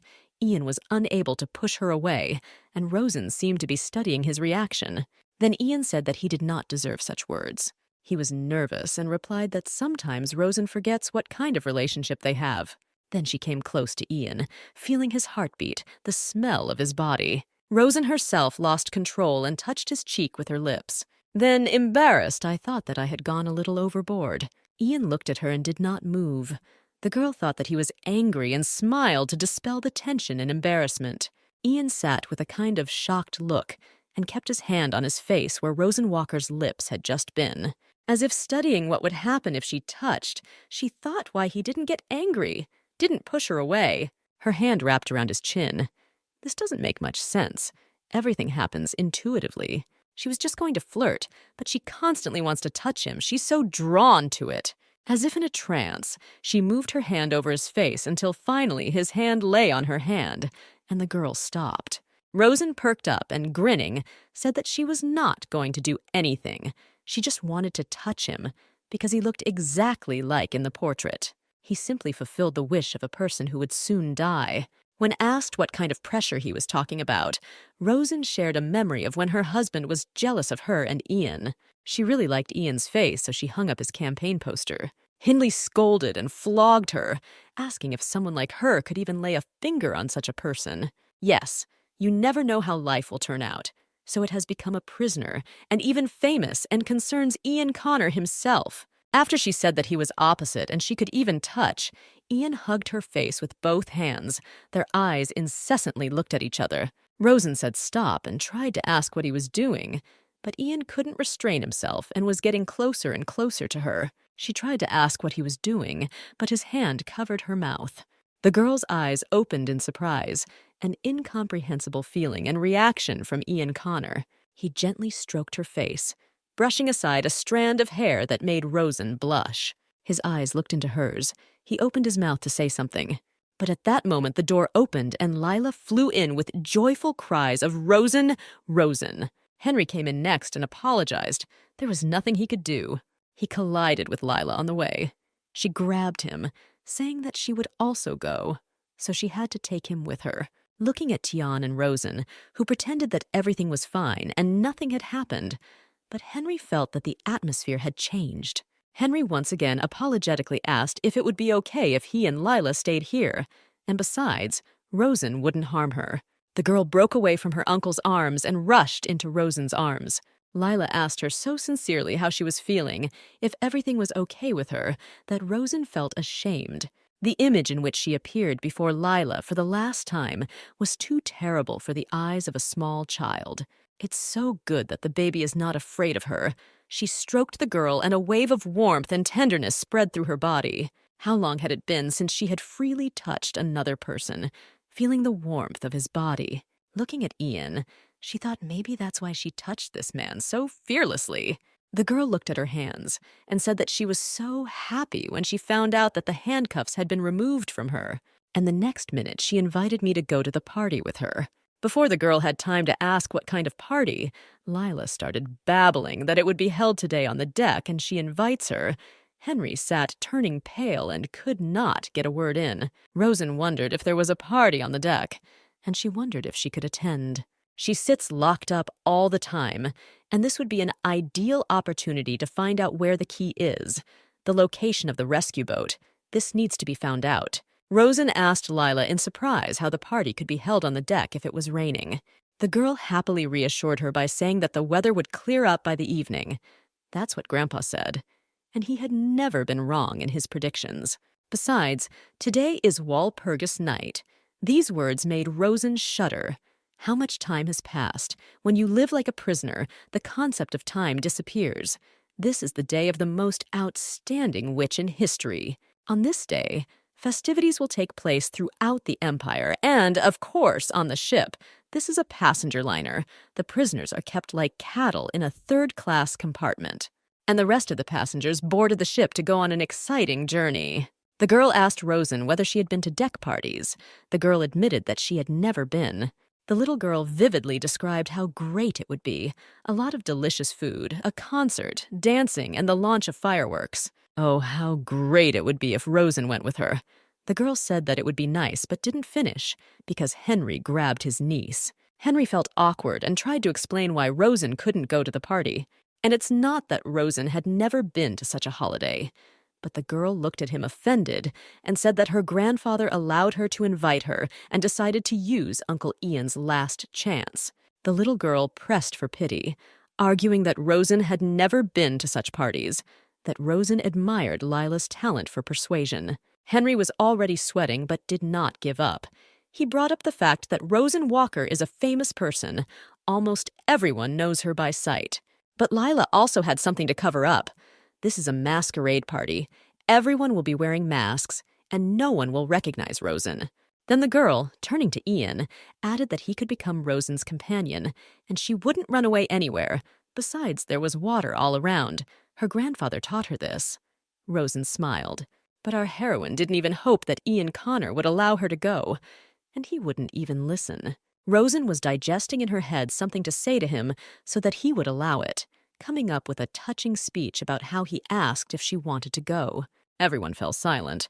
Only Lila jumped for joy, shocked by how Ian so easily asked her to go. She couldn't answer right away, so he asked again. I don't know what came over him, what thoughts were in his head, but this is definitely a chance. She answered out loud that it wouldn't sound strange if she said that she didn't want to go. Henry immediately protested. Everything in him screamed that this was a murderous idea. But Ian stopped him with a gesture of his hand. Then Rosen screamed, red with excitement. Is it really possible? Ian replied that he was already too kind to her, so one more indulgence would not change anything. Then he affectionately patted Lila, saying that she saved this girl.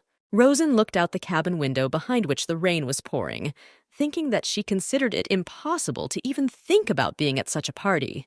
Henry slapped himself in the face, realizing how this could all end. Lila was so happy as she sincerely told how she and Rosen would try delicious food, have fun, and watch fireworks. This girl could not help but evoke emotion, and once said that it was difficult for her to communicate with Ian. She was haunted by the thought of what Ian Connor wanted to tell her before Lila arrived. The girl looked out the window and was surprised to find that the rain had stopped. Walpurgis night was approaching. Rosen remembers the second Walpurgis night, the 15th in a row. After the first air attack, war was declared throughout the empire with Talus. The south was occupied for a year, and refugees gathered their things in a huge stream and poured to the north. Ian's voice addressed the residents, saying that today the skies of Ryo-Ryton were protected again. With what hope Rosen listened to his voice, which said that he would always protect them. In these troubled times, people could rely on Ryo-Ryton's aviation and the young commander. Rosen sincerely believed that everything would be okay with Ryo-Ryton. On that Walpurgis night, Emily urged her to quickly go home to prepare everything before Hindley returned from the gambling house. Rosen laughed and rejoiced at the festive atmosphere. Besides, she and Emily were walking together. She reminded her that Emily had promised to bake a cake when they returned. She asked if Walpurgis night was not special for her, of course. Now the meaning of the holiday has changed. But initially, this night was a holiday of witches. Emily noticed that it was so, and it was her birthday. Rosen reproached the girl for not telling her in advance. She didn't even have a gift prepared. But Emily explained that this is not the meaning of a birthday when you are born from your mother's womb. It is the birthday of all witches. So it's her birthday as a witch, Rosen cried. So here's the thing. Witches are not born and become witches. One does not become a witch because of blood inheritance. In order to become one must meet certain conditions. This power cannot be acquired with the help of money and power. It is born only in the hands of little girls. Returning home with her shopping, Emily said it was time to make the cake. At the time, Rosen was haunted by one question. Be it a method of preparing medicines from medicinal herbs or the skill of cardiopulmonary resuscitation in emergencies. Emily seemed to have all the knowledge there was and clearly had no need of Hindley. So why hasn't she run away yet, even if she has a sick mother? Even if she can't use her full power because of the amulet that holds her back? And she asked Emily the question why, with her abilities, she doesn't treat people directly, then there would be no need to make medicine. Emily smiled and explained that there is no place for magic in the hospital. In addition, any magic has a limit, which is why there should always be a conventional method of treatment, which ordinary people can use and help themselves. Rosen was surprised and asked, well, then no one will know about Emily's merits. After all, her work is so significant. If people see how she heals, suddenly people will no longer be afraid of magic. But Emily alarmedly approached Rosen and said that no one should find out that she was a witch. In case of danger, they would not spare Rosen. And as soon as people began to suspect witchcraft, a real hunt would begin. Even if you are not a real witch, people fall into a collective frenzy. If there is a crop failure, the witch is to blame. Rosen herself saw a recent case where the owner of the farm was driven like a dog. Although before that, everyone liked her, and all only because she was caught using magic just once. Immediately, accusations began to fall that she lived alone and did not marry. Although she always protected all the villagers, people were afraid of witches. But Rosen still didn't understand. Emily has so much knowledge. She shares it with Hindley. Emily smiled and said that yes, everyone considers this to be Hindley's merit, but she is not doing it for his sake. One person cannot save the whole world. That's why she shares her knowledge with everyone. She is a witch, and others are not, which is why she began to study medical healing herbs. Even a witch cannot cure a person from a fatal disease. Then this facet of Emily opened up for Rosen. Even the world that did not accept her still received knowledge and help from her. She was ready to share the latter. Emily pleased Rosen that today there will be another training. They have time, since Hindley most likely will not return at night. In secret from Hindley, Emily taught Rosen useful things. Despite their small age difference, Emily was much smarter than her peers. She told how to make a simple medicine from medicinal herbs, how to add and subtract, how to count imperial currency. Rosen didn't know that there were coins larger than silver ones, and Emily didn't go to school either, so she could teach her the simplest things. None of them knew writing, but Rosen remembered everything and learned quickly. She greatly valued the knowledge imparted by her friend, even though she considered it insignificant. For Rosen, they were the only ray of light, and soon this knowledge expanded her horizons. And then Hindley ceased to be the whole world. Emily became a friend, a caring older sister. She explained that magic cannot be used by just anyone, but there are times when anyone might need it. Rosen did not understand everything and asked Emily if one does not become a witch by blood, then how can she become one? Emily replied that she did not know the details, and no one could know. But then, as Emily became one, she is a witch, which means there is some special condition. Looking at Rosen's burning gaze, Emily replied that she just shouldn't say that she wants to become a witch. Calming her friend's suspicions, Rosen convinced her that she was just interested in listening. While stirring the dough, Emily said that she didn't know whether it was true or not, but there were rumors among witches that the condition may be the quintessence of elements such as human blood, united with one cherished desire and one-time magic. This is how Emily explained the conditions for the birth of a witch, but Rosen did not fully understand. Blood desire and magic, what do these words mean? But Emily only conveyed what she heard from other witches. Well, then it turns out that if Emily doesn't know, then she fulfilled the conditions and became a witch without knowing it. And Rosen asked how old she was then. As it turned out, she was only 6. At that time, persecution had already begun, and she still did not refuse to become a witch. And Emily confirmed, yes. After that, her life became more difficult, more painful and tiring, and also made her mother very sad. But the girl herself was not sad. One might say that she had an internal state of predetermination of her path. While adding ingredients to the cake, Emily said that although she could not tell the exact conditions of becoming a witch, but it can explain the meaning behind the cake that Rosen will eat tonight. Our heroine was surprised. Is there any meaning in the cake? To which Emily replied that it was a cake baked and eaten on Walpurgis night. They say that if you make a wish on a cake, Walpurga will hear it and make it come true. The cake was ready. The strawberries symbolize human blood. Then, striking a match, she lit a candle with the words that this is Walpurga's wish by candlelight.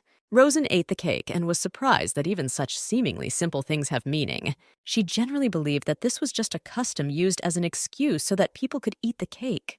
Then what about one-time magic or the fulfillment of a wish is magic in itself? Emily asked Rosen if she ever made a wish in front of a cake, to which the girl replied that she didn't have a cake, but she always made a wish. Rosen remembered her wish to the great Walpurga no matter who, but let her meet someone who will hug her warmly. Remembering the family she saw through the window, Rosen thought stunned, but this man is now sitting in front of her. Walpurga heard her and granted the little girl's wish even without a cake. She fulfilled the dream as it was by sending Emily. That day, Rosen again made a wish to Walpurga, already as it should be with the cake, asking that Hindley not return home that night. But Valpura didn't answer her, and she didn't even ask him to disappear forever if a military shell couldn't break through the basement wall. Hindley always destroyed their idol. At that time, she was not at all interested in who would win this war, because long before it began, Rosen's life was like a war. Returning home, Hindley dragged Rosen into the attic and began beating her, Emily screaming and asking her to open the door. That night he beat her so much that in the winter of her 16th year, Rosen stopped menstruating. She will never forget this night. At that moment, she really believed that it would be better for him to kill. Henry stood outside the cabin door, listening to what was happening behind the door. Rosen held the dresses in front of Ian and asked his opinion which one looked better. Ian replied that it was her choice. What does his opinion have to do with it? But the girl did not agree with him, saying that it is good when there is still an opinion. The man sighed and recalled that she had kicked all the maids out of the cabin, to which Rosen replied since this was the last outfit in her life, she wanted to wear it herself. But it was impossible to extract an opinion from Ian, but when Rosen said that then she would try on each one and he would evaluate it. His jaw dropped. He screamed. She wasn't going to try it on in front of him. But when Rosen lowered her underwear, he was shocked by what he saw. The girl's entire back was covered in scars from the beatings. Rosen half turned around and asked if Ian was shocked by what he saw. The scars on his back and arms were clearly visible in the light. Then she asked a question. Does he really believe that with such a weak body you can kill a healthy man? Ian darkly asked how often she was beaten. Rosen replied that almost every day. The main thing is that she doesn't die. While the girl puts on the red dress and looks at her reflection. Ian was silent, and she asked why he suddenly became interested. Rosen attached the dress and asked, "Now, it is important to choose an outfit that suits best." He busily stated that he would immediately sweep away the white, since something would immediately spill on it. She continued to persist, blue, yellow, or red, so which one to choose? When Ian suggested yellow because it looked best, Rosen began asking why not red or blue. Ian replied that he simply didn't like the other two colors. Then Rosen took the blue dress and stated that she had decided by spinning and placing it on herself. The man's eyes turned dark, and why did she ask? He hurried her. She needed to get dressed quickly. Looking at her old bruises that had turned blue, he thought that this was another reason why he didn't like the color blue. He said that the newspaper did not disclose that Rosen was beaten. She replied, "Well, how could it be otherwise?" That's why she told everything in order. And Ian thought about when Rosen Walker was arrested. The entire empire stubbornly tried to make her out to be a witch, and if one day a person was branded a witch, no one would be interested in his sad fate. While countless articles have been written about Rosen, Ian couldn't find a single line about her murdered husband. All that was mentioned about him was that the murdered Hindley Haworth was a man over 30, a completely ordinary and kind doctor from the slums. By imperial law, all prisoners remain innocent until sentencing. But what about this case? Throughout the entire trial, the defendant was never given the right to speak out. Of course, the evidence of the crime was undeniable and was enough for the prosecution. But someone should have asked Rosen what happened to her. Out loud, Ian said that by law she had to testify and say that she had been subjected to domestic violence. Even if it had made the verdict more difficult, Rosen didn't think it would have made a difference. Ian argued that at least there wouldn't be a witch label. The girl replied that she was already used to people's hatred, so it didn't matter anymore. Rosen put on her dress and tightened the belt around her waist, asking why he brought up this topic. Examining herself in the dress, the girl reminded him, no matter how much she persuaded him, he did not believe whether he really felt sorry for her because of the story in the middle of the night. Rosen began to puff, not knowing how to cope with the belt. Ian suggested calling the maids to help. Ian's eyes widened after Rosen told him to help. She had heard somewhere that at such evenings the partner should take care of everything, and today he is her partner. Ian sighed and agreed. Rosen warned me to tie the ribbon nicely without any knots, muttering that he was not a fool and could handle it. He looked at the girl's striped back, wondering what made Rosen Walker fight so desperately for life. Rosen looked at him playfully and said, "Sir Connor really does think she's unhappy. So you feel sorry for me," Rosen said, still smiling, looking at the man. Ian tried to justify that he had not said such a thing, but Rosen pointed out the facts to him. He took off the handcuffs, agreed to take him to the party. Everything is fine. No need to come up with excuses. She even likes that Ian feels sorry for her. But what about sympathy? Doesn't it spoil the mood? Ian clarified. To which Rosen stated that she would prefer sympathy to contempt from the person she likes. Suddenly her gaze fell on the reflection of her shoulders, where the scars were visible. The girl frowned and said that Ian was right. She would wear a yellow dress. And 10 minutes had not passed. She said that she liked blue. Ian was surprised. Rosen explained that in this off-the-shoulder dress, all the scars are visible. What girl from a decent family would walk with such a back? It's the same as hanging a sign, "I'm a criminal." She began to unbutton her dress, muttering that he still liked yellow, when he came up from behind and put a translucent scarf on her shoulders. And then he secured it with a badge, pinning it like a brooch. Now everything is closed, just like she wanted. Rosen was amazed, but it was the same thing from the brochure. This is the same symbol of victory, even when he was in the Imperial Air Force. But isn't it too much luxury for a prisoner to wear the symbol? Rosen said that now she doesn't even think about taking him back. Admiring the badge, the girl beamed with happiness. She was wondering why Ian did this. Is it something like an unconscious protest of the Empire or simple compassion? Be that as it may, if you need to tie yourself up with something, then this is definitely better than handcuffs. Wow, Ian dressed up too, wearing his full military uniform. Rosen bombarded him with questions. Did he give her away for good or not? Didn't he hate her and wasn't afraid that she would throw something out? Ian, looking at the happy Rosen, thought how mistaken she is. He does not feel hatred despite the stigma of a witch. He himself was one of them, those who judged her without knowing her history. Rosen took his arm and they went to the deck. They had to go through the corridor and the banquet hall. An excited Henry was waiting for them. Well, they finally came. Looking at Rosen and Ian, one would think that they are a couple of lovers who are going to spend the holiday together. While Henry was asking if Rosen had seduced Ian while he was away, Lila ran up in a bright mask. They showered each other with compliments. The girl sincerely admired Rosen's beauty. Rosen asked Henry why he wasn't wearing a mask if it was a masquerade ball. Henry replied that with his physique, wearing a mask looks stupid. But Lila gave him away by saying that her uncle is afraid when his face is covered. The guy was angry, and the girl continued to tell everyone that her uncle was sick. That's what the doctor said, but he's not lying. Ian explained that in the office of a combat aircraft, the view quite often narrows.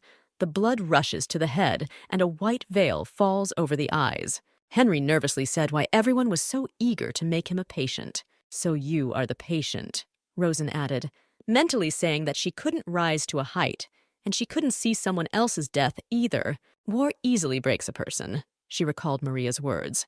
Physically, he may be fine, but inside, he is not. Then the thought occurred to her that not only Henry, but also Ian might have such a problem. After all, he too was sitting at the controls of the plane while she was analyzing. Henry convinced everyone that he simply didn't like masks. And Rosen decided to directly ask Ian if he was okay. They looked into each other's eyes. Ian was silent. Then Henry intervened. "She wants to say that Sir Connor is sick."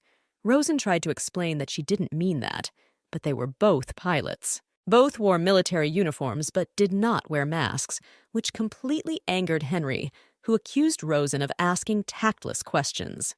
The phrase that Sir Connor is different from me, and how could Ian Connor himself get sick, struck Rosen. He was an indestructible symbol of victory and confidence of the entire empire. What will then be left of the empire at all? Then such a difficult victory will be of no use. At the end of a long war, too many things were destroyed, so there must be at least one thing that remained intact. Ian Connor was the kind of man who should not be broken. But how can one person psychologically and morally bear so much burden on himself? Isn't this too cruel to Ian? And what if he is sick and only seems to be fine? Everyone around believes that everything is fine with him. But Rosen's inner instinct told him that this is not so.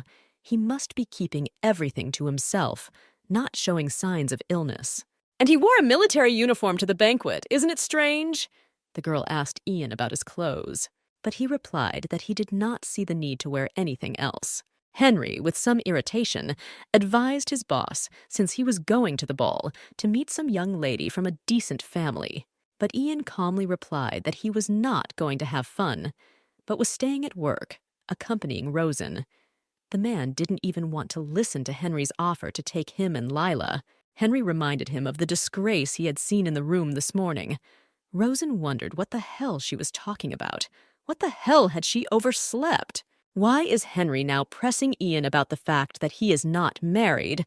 The latter clearly does not like this and interrupts his subordinate by pointing to his place. He reminds Henry that he himself is not married, but he argues that he has another case, a little niece who needs to be raised, and he is younger than Ian. In the end, Ian interrupts Henry to stop this nonsense about getting married, and Rosen extends his hand and tells her to put on the mask. The hand is extended towards her, the hand of a companion, a gentleman accompanying his lady. No one treated Rosen like that. She didn't have a gallant gentleman. The girl timidly and a little hesitantly put her hand in his palm. Are they really coming out? Walpurgis Night has not yet begun? But it feels like she's already coming. The deck is decorated. The two of them stand together and look at the water, both of them somehow awkward. For the first time in her entire life, Rosen encountered such a spectacle. The orchestra began to play. Rosen forgot about everything. Everything was new to her, as if she had been transported to some other fantastic world. Beautiful gourmet dishes on the tables, champagne, cheerful people spending time freely. The girl had no idea that the world was so colorful. It's much noisier here than she thought. Joining the crowd won't be a problem. Her partner is Ian Connor himself. No one will guess that she is a prisoner Rosenwalker. Ian quietly whispered to her not to hold on to him so tightly. It would look even more suspicious.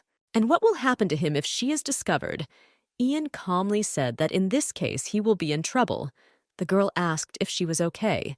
Unlike her, he has something to lose. He replied that there was nothing to worry about. Just let him be silent. Don't talk. If someone comes up, he will take care of everything.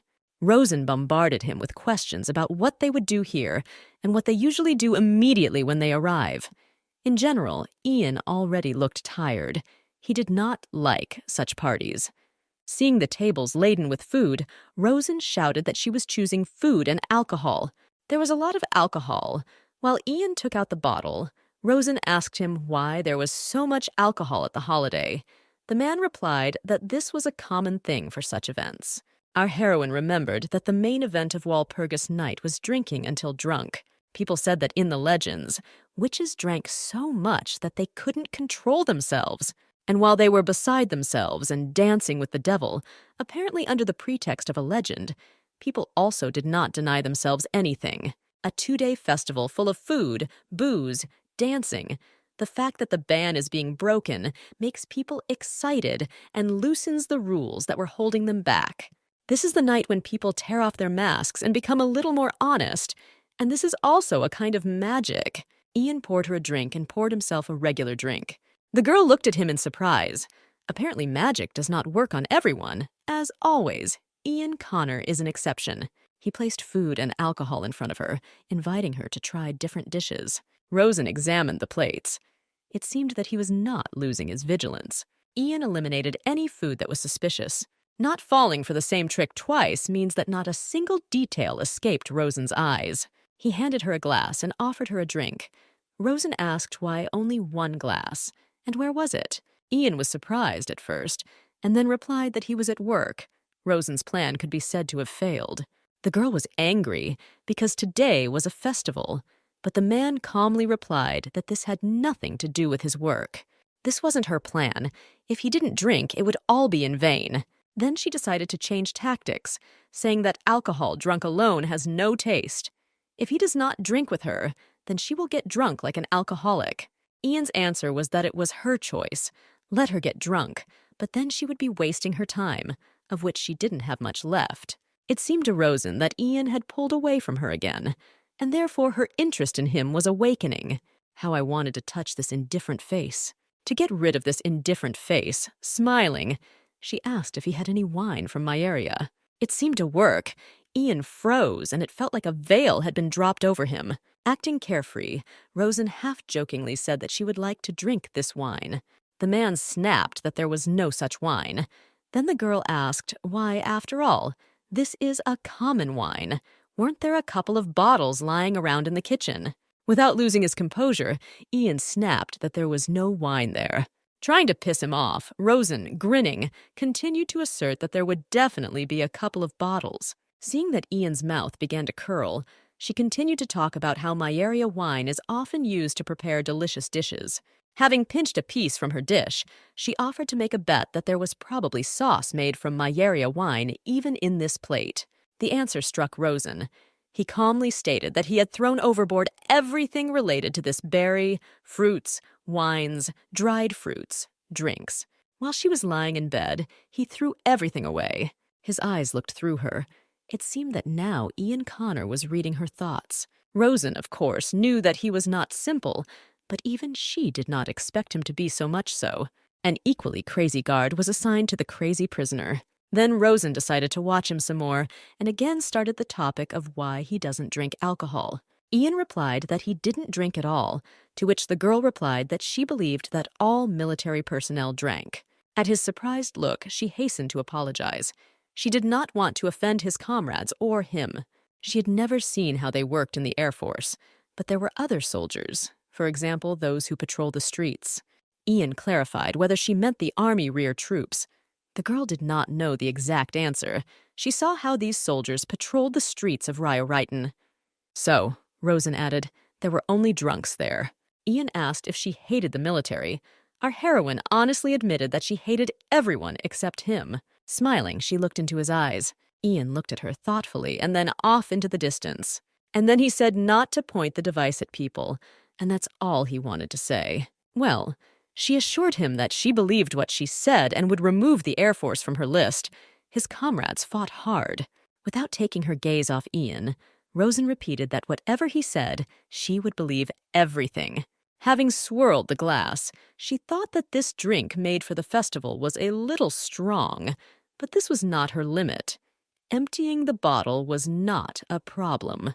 The plan was to pretend to be moderately drunk, to watch this guy. One of them had to lose his mind for something to happen. Suddenly, Ian asked why she killed Hindley houses. Oh no, not this again. Rosen tried not to lose her composure. She told Ian that she was repeating that she did not kill her husband. And in general, he wasn't tired of asking the same questions. He doesn't care, but still wonders if the murder was an accident. Rosen flared up, declaring that this was all bullshit. Everything had long been forgotten for her. Why was he acting like that? Like he was drinking and not she? Ian replied that she was right. Everything was in the past. A picture appeared before his eyes where the beaten Rosen was sitting. This should have been asked much earlier. The girl said that she didn't kill anyone, lowering her eyes. After drinking another drink, she said that interrogating him at a party was not fun at all. This was supposed to be a normal conversation, so let him drop his tone. Where is the voice that they heard on the radio in Ryo-Ryton, which promised to protect them? So if he talks to her with this voice, nothing will happen. Ian took her glass, saying that she had enough to drink, but Rosen defiantly grabbed the bottle, answering that the glass was not needed. She took a sip straight from the bottle to spite him, suddenly putting the bottle down and asking if he had a pen. Ian asked in surprise. The girl replied that she wanted an autograph from Ian Connor himself. Surely he has already given away a lot of them, because he has fans all over the Empire. Rosen recalled a prison guard who showed off Ian Connor's autograph. How self-confident he was because of this. Oh, how jealous she was then. Ian said he didn't have any autograph paper. Again, those excuses. Rosen offered to sign her hand. He couldn't understand why she did this, but Rosen's words that she loved him made Ian freeze. The words literally shot at him. He didn't know how to react. Not tolerating any objections, Rosen repeated that she loved him, so let him give him a pen.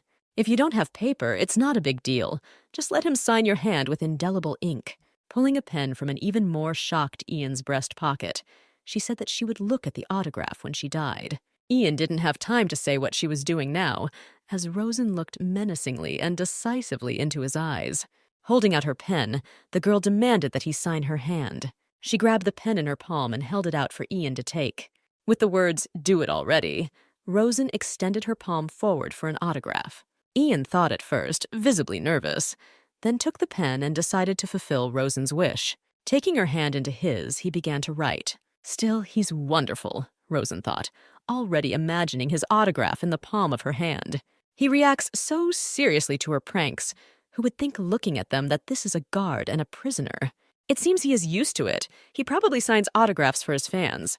But Ian is constantly under the surveillance of tens of thousands of eyes, and they are all riveted on him and filled with different emotions. She looked at Ian writing the inscription, thinking how hard it must be for him to calm and console the entire empire. "Friend," she blurted out loud how he survived the war. He wanted to answer something but hesitated. Maybe he didn't understand the question. Then Rosen asked if he had someone or something he depended on. A hero needs a hero too. It's not like he can gain strength by looking in the mirror. Finally, he finished, and Rosen began to look at the autograph, when the next second the smile disappeared from her face. What is it? He's laughing at her. It's not his name. Rosen was in despair, believing that he laughed at her because of her illiteracy. Tears welled up in her eyes. Did she really ask for so much? She just wanted his autograph. Almost sobbing, she screamed that she could neither read nor write. But how dare he mock like that? Ian sat in tension and some fear, not knowing what to say. Rosen screamed in impotent anger that he was laughing at her. Jumping up from her seat, she extended her palm in front of his nose, shouting that that was not his name. She may not know how to spell her name, but she knows how to spell it perfectly. Although she is illiterate, she can read the name Ian Connor. So many times Rosen saw him on leaflets that his outline was forever imprinted in her memory. This name warmed her in moments of fear and despair. Rosen looked at him angrily. It seemed that another second and she would rush at him. In a fit of indignation, the girl grabbed his hand so quickly that Ian powerlessly obeyed. Puffing, Rosen began to write with a pen on his palm, after which she put the pen down and sat back. She wrote the name Ian Connor on his palm to prove she was right. The man looked with surprise at his own name written Rosen Walker, in response to her indignation that she really liked him, but he did this and tried to deceive him. Without letting her finish, Ian said that he wrote her name on her palm. Rosen's eyes widened in amazement at what he just said. Her hand lowered, raised her palm to her face, and he wrote her name. Rosen Walker was written on her hand, the walk spelling of her name. Why did he write her name? The girl asked the question. Ian replied that he just wanted to. He really couldn't explain his action. It happened in an emotional outburst. He didn't mean anything by this. That's all Ian said. Again, looking at my name on the palm of my hand, I thought about his beautiful handwriting. The girl grinned and said that he wrote Rosen Walker, although he always called Rosen Haworth. Her face turned red from a mixture of embarrassment and pleasure. It's so nice when a person you consider a hero writes your name. Rosen asked him why he didn't tell him right away, which is why she thought it was a joke. Ian didn't answer. He looked at his palm. Did it really write that badly? Of course, it looked more like scribbles, so the girl reached out to his hand to erase it, but he pulled his hand back and said that there was no need. I wanted to say something else. She froze. The music started playing. It seemed she knew her. People began to line up in pairs and dance, and Rosen also wanted to dance. They play this every year during Walpurgis night. Perhaps this can be called a witch's march, and there Henry and Lila are twirling to the music. Rosen was already full of fun. She recognized the familiar melodies. Grabbing a bottle of rum from the table, she decided to drink it straight from her throat. Ian jumped up and shouted that if she drank it all at once, but before he could, the girl drank from the bottle in one gulp. Then she ran up to Ian and, pulling him by the hand, asked him to dance with her. He didn't answer, just looked at Rosen, who couldn't resist and wanted to quickly run to the dance floor. He firmly stopped her by the hand, answering that she would forgive him, but he did not dance with drunkards. Rosen was taken aback by how he had just refused a lady's invitation to dance. The next second she lost her temper, shouting that he still calls himself a gentleman. Repeating the captain's words and calling him a bastard, Rosen reminded him that before leaving, Henry said if anyone asks to identify himself as a distant relative of the Revel family. So that makes her a lady at least for the duration of this party. She wanted to try again and go to the dance floor. The song would soon end, but Ian held her back again. The girl looked at him. It seemed he wanted to tell her something important, but Ian said that Rosen was drunk. It was time to finish. Our heroine, indignant at his words, shouted that she was completely sober, and besides, the party was just beginning. People drink to get drunk and have fun, so what's the problem? You can't dance. His new confession once again confused Rosen. He doesn't know how to dance. What a waste of such looks. But Ian could only dance the waltz taught at the military academy, and after finishing 10 years in the sky. Oh, so that's why he still doesn't have a girlfriend? Rosen sarcastically faked him out. She carefully studied his reaction. But he's not one of those who likes dance floors. He's the kind of guy who does the obligatory dance with his partner, performs the minimum duties of a gentleman, and goes home. So the point is not that he doesn't want to dance with her, but that he doesn't know how. Taking his hand, the girl replied that it was okay. They would dance a waltz. She began to go down the stairs, offering to wait until they started playing the waltz. Rosen indicated the place where she would like to wait, thinking that she needed to see where the lifeboats were. Approaching the edge of the side, she peered into the endless ocean and the sunset. Great. She persuaded him to come here. Now she needs to look around. Ian was looking somewhere into the distance. Rosen tried to get around him on the other side. Hey, why is he blocking her entire view? In the same Ian Connor tone, he replied that she was being too obvious. She had to make him drink and see where the boats were. Playfully taking the man by the chin, Rosen said that he should not take his eyes off his partner. He wanted to answer something, but Rosen covered his mouth with her finger and said that she never liked talkative people. Suddenly, a new wave of music was heard again. What kind of instrument was it? This is a cello, right? Ian confirmed. She had already heard this music when the military band was playing in the square in Rio Righton, and Emily said the name of the instrument. It's been a long time since she talked about Emily. Emily taught her everything she knows. It was her faithful friend who taught her the technique that saved Lila. Rosen was very afraid that someone would be able to track Emily. Ian asked where Emily Howarth was now, where she had gone. They looked at each other, and Rosen didn't know what to answer. She was afraid for her friend. Ian asked why Rosen was left alone. That was the last thing she thought he would ask. He wonders how Emily could have disappeared without a trace or suspects that they were accomplices. Or he really thinks Emily committed the crime and Rosen is covering for her. But Emily must be protected at all costs. Rosen answered, looking into his eyes, that she didn't know, and it was true. Ian said it was a very important question why she was never brought up in court. He had actually already thought about it, suspecting Rosen of hiding an accomplice. The girl replied that everything was obvious.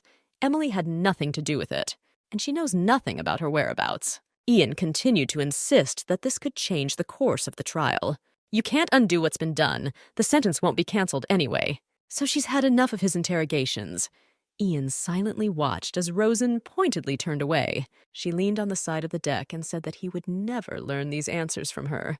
From someone who knows nothing, the girl herself would like to know where Emily is. It feels like Ian is looking straight into her soul.